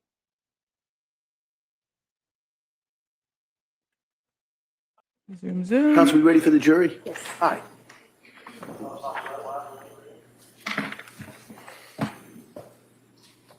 Okay, while they're bringing the jury in, I am going to take this time to turn off my camera, take care of my business real quick, because I'll be done before they get the next person on stand.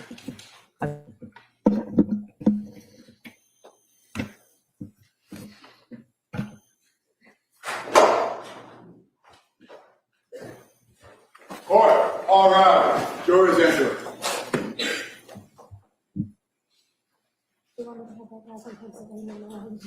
Yeah, that'd be helpful.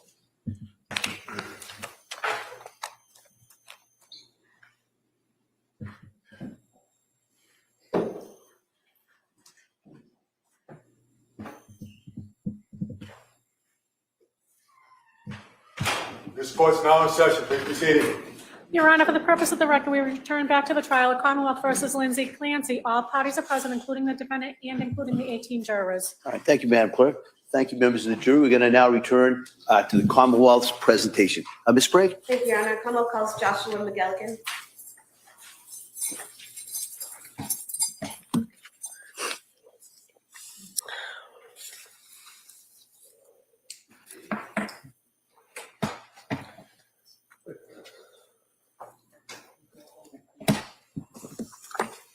Good afternoon, sir. You stop right here, please, right into the clerk, please. Good afternoon. Do you solemnly swear that the testimony and the evidence you shall give to the court and the jury will not any Commonwealth by the Thank you, sir. You may proceed. Watch your step, please. All right, good afternoon, sir. Jury Sprague. Thank you, Your Honor. Good afternoon. Can you please state and spell your name for the record? Joshua McKelligan, McKelligan. Where do you work? Massachusetts State Police, How long have you been with the state police? since December 2013, In January of 2023, where were you assigned? to the Plymouth County District Attorney's Office. And what was your role there? I was a trooper assigned to the Homicide and Major Crime Section. And could you tell us within that unit what the role of a case officer is? Case officer is assigned cases as they come in, and the case officer then is the point of contact for the District Attorney's Office, the state police, other agencies. And as a case officer for a homicide, for example, when you respond to a scene and you're doing the investigation as time progresses, is the case officer doing every part of the investigation? No. What is the role of a case officer in terms of managing or collecting information? Is to try to gather everything, and then we try to keep track of what's been going on with the investigation. And so within the State Police Detective Unit at the Plymouth County DA's office, there are a group of troopers that work there, correct? Yes. And do you work as a team on any homicide investigations you're working on? Yes. And the case officer, is it their role to collect information and evidence from the other troopers as they gather it? Yes. Do you have a supervisor when you are the case officer? Yes. I want to direct your attention to January 24th, 2023. Did you learn that day of an incident that had happened at 47 Summer Street in Duxbury? I did. What time did you learn about that approximately? About 6:45 p.m. PM? PM. And how did you learn that information? The duty lieutenant in the state police headquarters in Middleborough called me. Once you had that information, what did you do? I called my supervisor and then responded to Duxbury. And where in Duxbury did you respond? I went to Duxbury Police Station. And at that point in time, did you know that you were going to be the case officer for this case? Not when I responded, but at the police station, I was informed I was going to be. And at some point in time, did you go to 47 Summer Street in Duxbury? I did. And when was that? After I got a search warrant, I went to the house. It was probably, I think, around. Thank you for being here. If you haven't liked the channel, might subscribe, hang out for a while, come back, hit the thumbs up, notification bells to all. I try to go live Monday through Friday at noon. We do trials. We do them on speed trials, all that fun stuff. Thank you for being here, Maria. I've enjoyed your company today. Early morning, between 3 and 4, sometime like that. Between 3 and 4 a.m.? Yes. So it'd be the early morning hours of January 25th, 2023? Yes. And did you take part in the search of the home? I did not. What was your role there at the home that night or in the early morning hours? I just went to observe the house, just to see what the scene in the house looked like. So other officers were conducting the search? Yes. At the scene, did you eventually walk through the house? Yes. And was that before or after the search was executed? After the search. At some point in time, did you go into the master bedroom on the second floor? Yes. And what did you observe in that room? I remember a tent style, like covering a crib, I believe. There was a mirror in front of me. To the left, there was the bed. And then I remember blood on the floor. And you said to the left, but pointed with your right arm? No, it's my left hand. Your left, okay. Yes. All right. So you go into the bedroom, and what do you see anything on the floor, on the walls, the bedding, anything? Yes, just going off of memory, I remember there was blood on the floor, and the mirror was kind of like straight ahead from the entrance of the door. Okay. And was a video taken of the house that included that room in particular? Yes. I'd like to move to submit the scene video from the home as the next exhibit. Any objection? No. That may be admitted. And if we could play the portion of the video for the master bedroom. Oh, okay. Okay, we are adults here. I was looking for a trigger warning. There should be a trigger warning somewhere through here. Here's one. Here's one. Trigger warning. I have no clue what they are fixing to show. Again, we are all adults here. And if this is something you cannot handle, please step away from the screen because I have no idea what they're going to show. So, thank you, Cindy.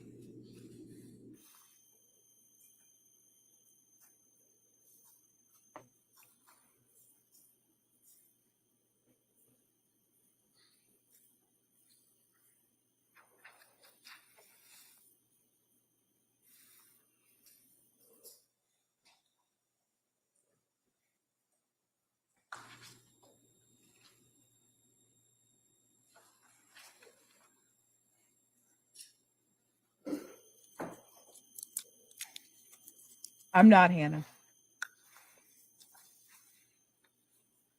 Not till later. I saved it.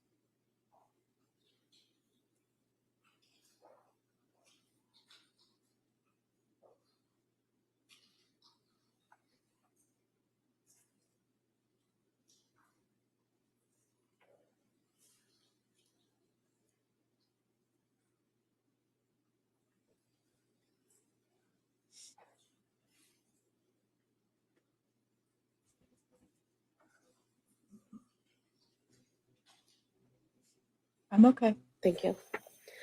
Sir, when you went into the master bedroom, did you see blood sprayed all over the walls and everywhere? No.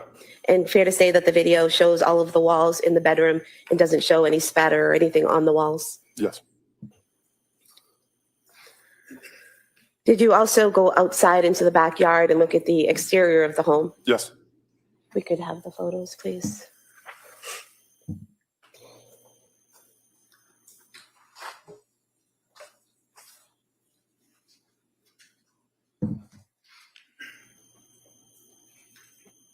If we could zoom in on the top window.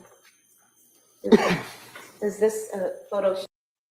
I may look weird like I'm looking away, but my screen that has this all on full screen to see the complete is over here to my side. So I'm actually watching the complete full video on another screen instead of my setup of streaming. So I know I might look a little weird looking like I'm not paying attention, but it's on a full screen over here. So I know, that's a big question. Right. I mean, with it being a psychosis, Cindy, you go into a state. God, I don't want to say too much. Show the condition of the. If we could zoom in on the top window. Does this photo show the condition of the upstairs window, the second floor window that leads to the master bedroom? Yes. And the screen there in the video, is that how it was when you saw it that night? Yes. Pushed up? Yes. And if we could see the next photo.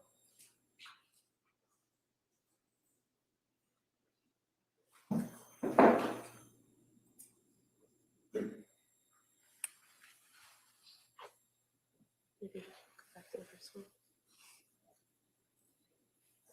Actually, we can go back to the first one and zoom in the middle there between the two windows.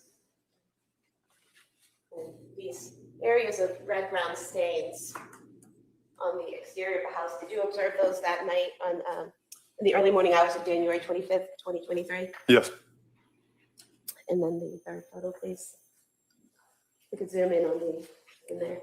Would this be, this third photo, would this be the first floor window below the master bedroom window? Yes. And these red-brown stains on the shingles and then on the window ledge there. Were those there in the early morning hours of January 25th, 2023? Yes. Could we have these three photos marked as the next exhibit on the disc? The objection, they may be admitted. Exhibit 265.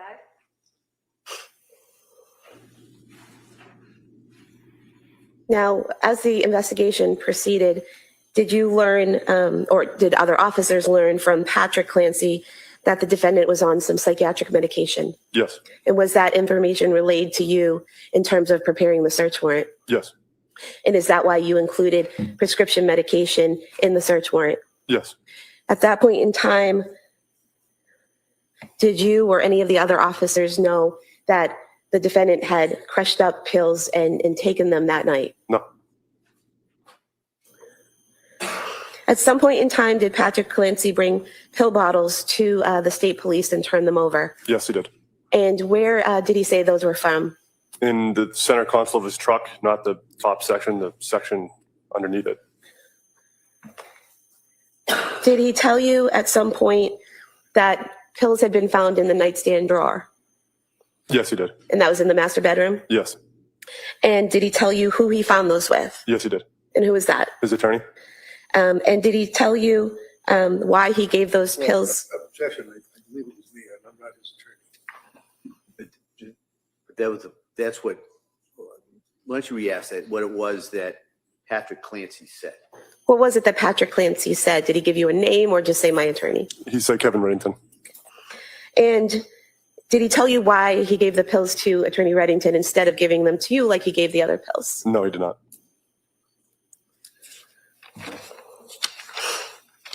He never attempted to turn those pills into the state police or those bottles into the state police. Is that correct? Correct. At some point in time,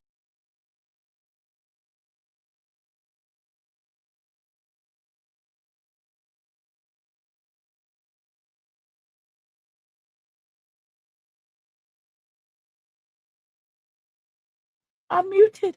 I'm muted. What is she doing? What is she? I don't even know what to say. What is she doing? did you? He never attempted to turn those pills into the state police or those bottles into the state police. Is that correct? Correct. At some point in time, did you learn that the Clancy family had gone to the Museum of Science on January 8th, 2023? Yes. And was a video obtained? Yes. Did you watch that video? Yes. Did you observe the family, including the defendant, interacting with each other and the defendant specifically interacting with the children and exhibits at the museum? Yes. Your Honor, at this point in time, Exhibit 14 had asked to play just a small portion of that. It has not been played previously. So you mean to tell me they're fixing to play a video from Disneyland? Let's trigger Lindsay a little bit more. She should be medicated, right? Let me be that smart ass. Let me be that smart ass. If you have earbuds in, this is your earbud morning in 5, 4, 3, 2, 1. At what time of the day do you start becoming a smartass? When I wake up. It has not been played previously. All right.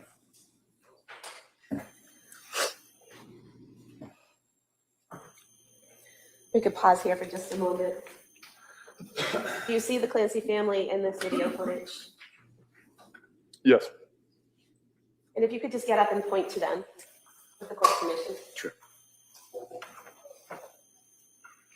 Okay. And we could press play.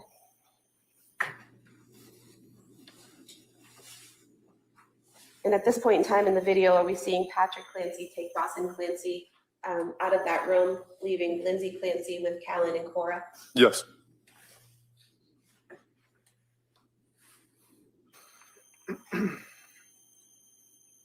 Is that Cora there in the red skirt? Yes. Now, at this point in the video, at approximately 11:58 and 30 seconds, what is happening in the video footage now? Cora's beginning to play with the exhibit. Patrick's standing off by himself. Lindsay Clancy is with Callan, and Dawson is watching. Could you just point out where Patrick and Dawson are? For the record, you pointed to Patrick towards the top of the screen and Dawson near the entrance to the exhibit. Yes. Yes. And throughout this video, in this portion of the video, can the defendant be seen instructing the children, pointing to them, showing them how to work the exhibit and operating some type of control panel? Yes.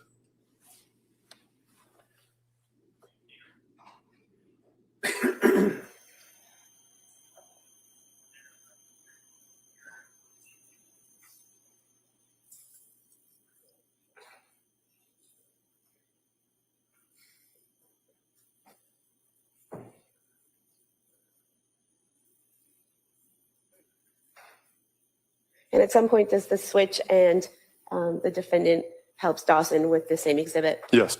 And that goes on for several minutes. Yes, I believe so. and showing, I think we're on forward to approximately noon in the video timer.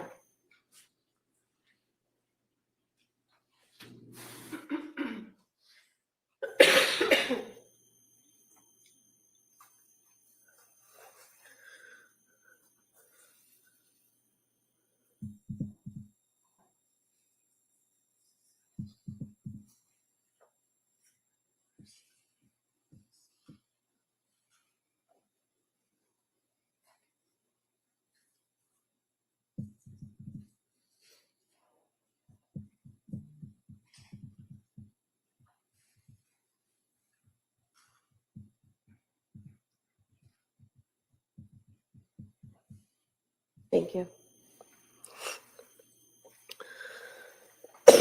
Excuse me. Sounds like they all have colds in that courtroom, or half of them Sir, anyway. during the grand jury process, did you attend a meeting with the medical examiner in this case? Yes. And did you participate in interviewing her, specifically Dr. Barbara Vidal Olson? Yes. And did you participate in interviewing her, specifically the portion of her proposed testimony where she was explaining how someone dies from strangulation? Yes. And would it be fair to say that at some point in time, she was asked? Objection. Counsel, sidebar.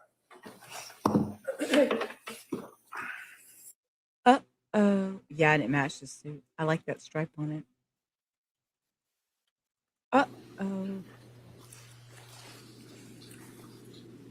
Sir, in that meeting with the medical examiner, did she tell you that constant Indeed. pressure would need to be applied even after the person went unconscious in a strangulation in order to affect death? Yes.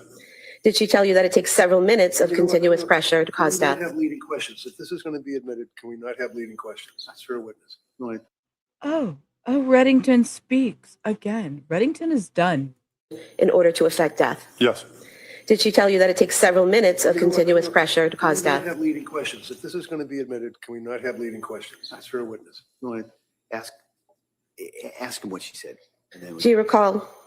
Sorry. Go ahead. Do you recall what she said about the time it takes to strangle someone to death? After unconsciousness, I think she said several minutes. It would take several more minutes for someone to die. And would that be several more minutes of strangulation? Yes. I have no further questions. Thank you. Ms. Reddington.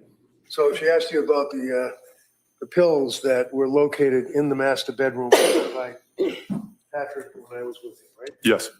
And you know that Patrick indicated that after you guys had cleared the scene, finished with your investigation, seized all the pill bottles that you were able to locate, that I went in the house with him and I took a number of items, photographs, albums, things on the wall and stuff like that, right? All His I know is drawer. the pill bottles. I don't know what else she took. Oh. His drawer.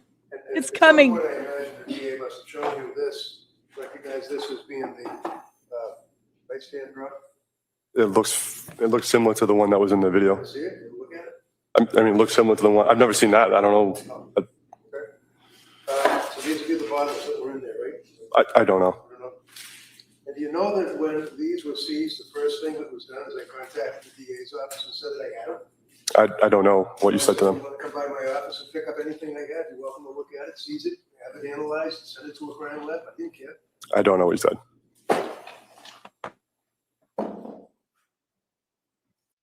So, yeah. Thank you. All right. He redirect? No, Your Honor. All right. Thank you, sir. Thank you. Thank you. All right. Hey, Counsel, could I see it?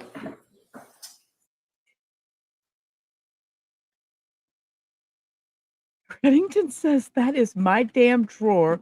I found I it. told you we might break a little bit early today, and finally, again, I was right.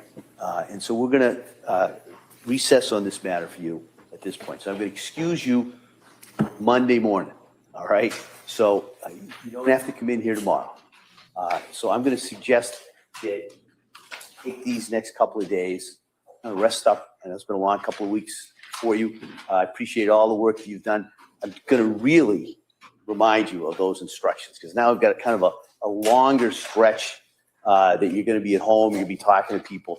So I just want to remind you, Do not talk about this case with anyone. Don't do any research about this case or similar cases.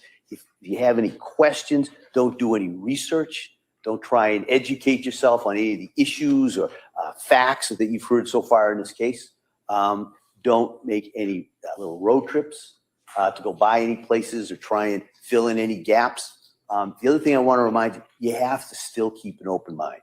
All right. It was probably easy to kind of nod and say yes when I said that at the very beginning of the case. But now you've heard a lot of evidence, but you haven't heard all the evidence. All right. You haven't heard the closing arguments of the attorneys. You haven't heard the law that you will apply. So I'm just reminding you have to do that. It's so important. And so I just kind of want to remind you on that. I want to thank you so much for so far all the work that you've done and all the work that you're going to do. And so I hope you have a very nice weekend. And we will see you on Monday. Just in case you're wondering, we're still well on track. But we'll see you on Monday. We'll continue with the trial at that point. And again, have a nice weekend. All right. Thank you. Court, all rise. Okay, I don't know if he's going to say anything else, but to answer your question, yes, I will be live tomorrow at either noon or 1, and I will have something different for us to look at tomorrow. I'm kind of looking at somebody who recently took a plea deal. I have not watched that plea deal. We may go over that. I'm not completely sure, but we will do something tomorrow. I will be here at noon Central. Watch them, see if anything happens while they walk out. And then we will summarize today. Jen's passing out popcorn. Okay.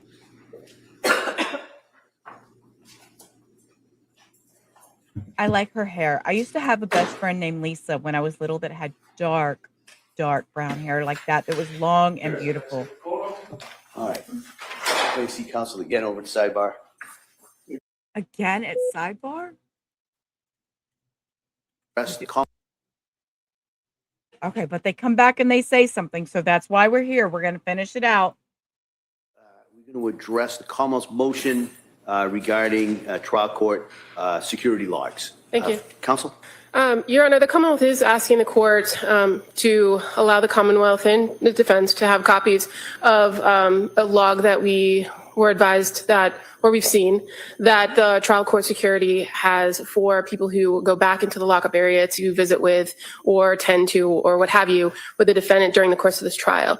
Both myself and ADA Sprague have witnessed at several points. Obviously, we know there are medical staff that go back with the defendant, but in addition to medical staff, which are not really the primary thrust of this motion, it's that there have been other individuals that are not counsel that are permitted to go back there. And we're not alleging that that's inappropriate in any way, shape, or form. Clearly, the staff here, the security staff, has followed all appropriate protocols. But we are aware that Dr. Zeisel has been back there. We witnessed a priest being allowed back there the other day. And we are advised that these visitors are kept as a log when they come, when they exit, what days, what times. And the Commonwealth is alleging that that's information that might be necessary for us to effectively cross-examine some of the defense witnesses that are going to be presented. Certainly with Dr. Zeisel, it could pose as a potential bias that he's there, that he's back there. He's being presented as an expert witness on the concept of criminal responsibility, and there are certain ethical rules that forensic psychiatrists and psychologists follow that he might be subject to cross-examination about, and this, and the nature of his relationship with the defendant, could be an area fraught for cross-examination. Let me take my media stuff off because I don't know if y'all can see, but he is over there twisting his glasses. He is not happy. Reddington is. And psychologists follow that he might be subject to cross-examination about, and this, and the nature of his relationship with the defendant, could be an area fraught for cross-examination. Because the court records are not, these court records, I would suggest, are not in the care, custody, and control of the Commonwealth. Procedurally, we have filed the motion as a Rule 17 motion asking for access to the records just for this defendant during the course of the trial. I mean, you're not looking for the name of the priest who went back there, are you? Father Bob. I mean, I understand. I'm just trying to figure out what the scope of this is. I understand. Father Bob. Father Bob. Is that what he just said? I'm sorry, what in the hell is happening? Defendant during the course of the trial. I mean, you're not looking for the name of the priest who went back there, are you? Father Bob. What, I mean, I understand. I'm just trying to figure out what the scope of this is. I understand the request for Dr. Zeisel's amount of visits. He's slated to possibly be a witness. So I understand that how that might be relevant. Right. The priest, Well, I'm struggling with. at this point, Your Honor, we haven't been furnished with exactly who defense is going to be calling as witnesses in their case.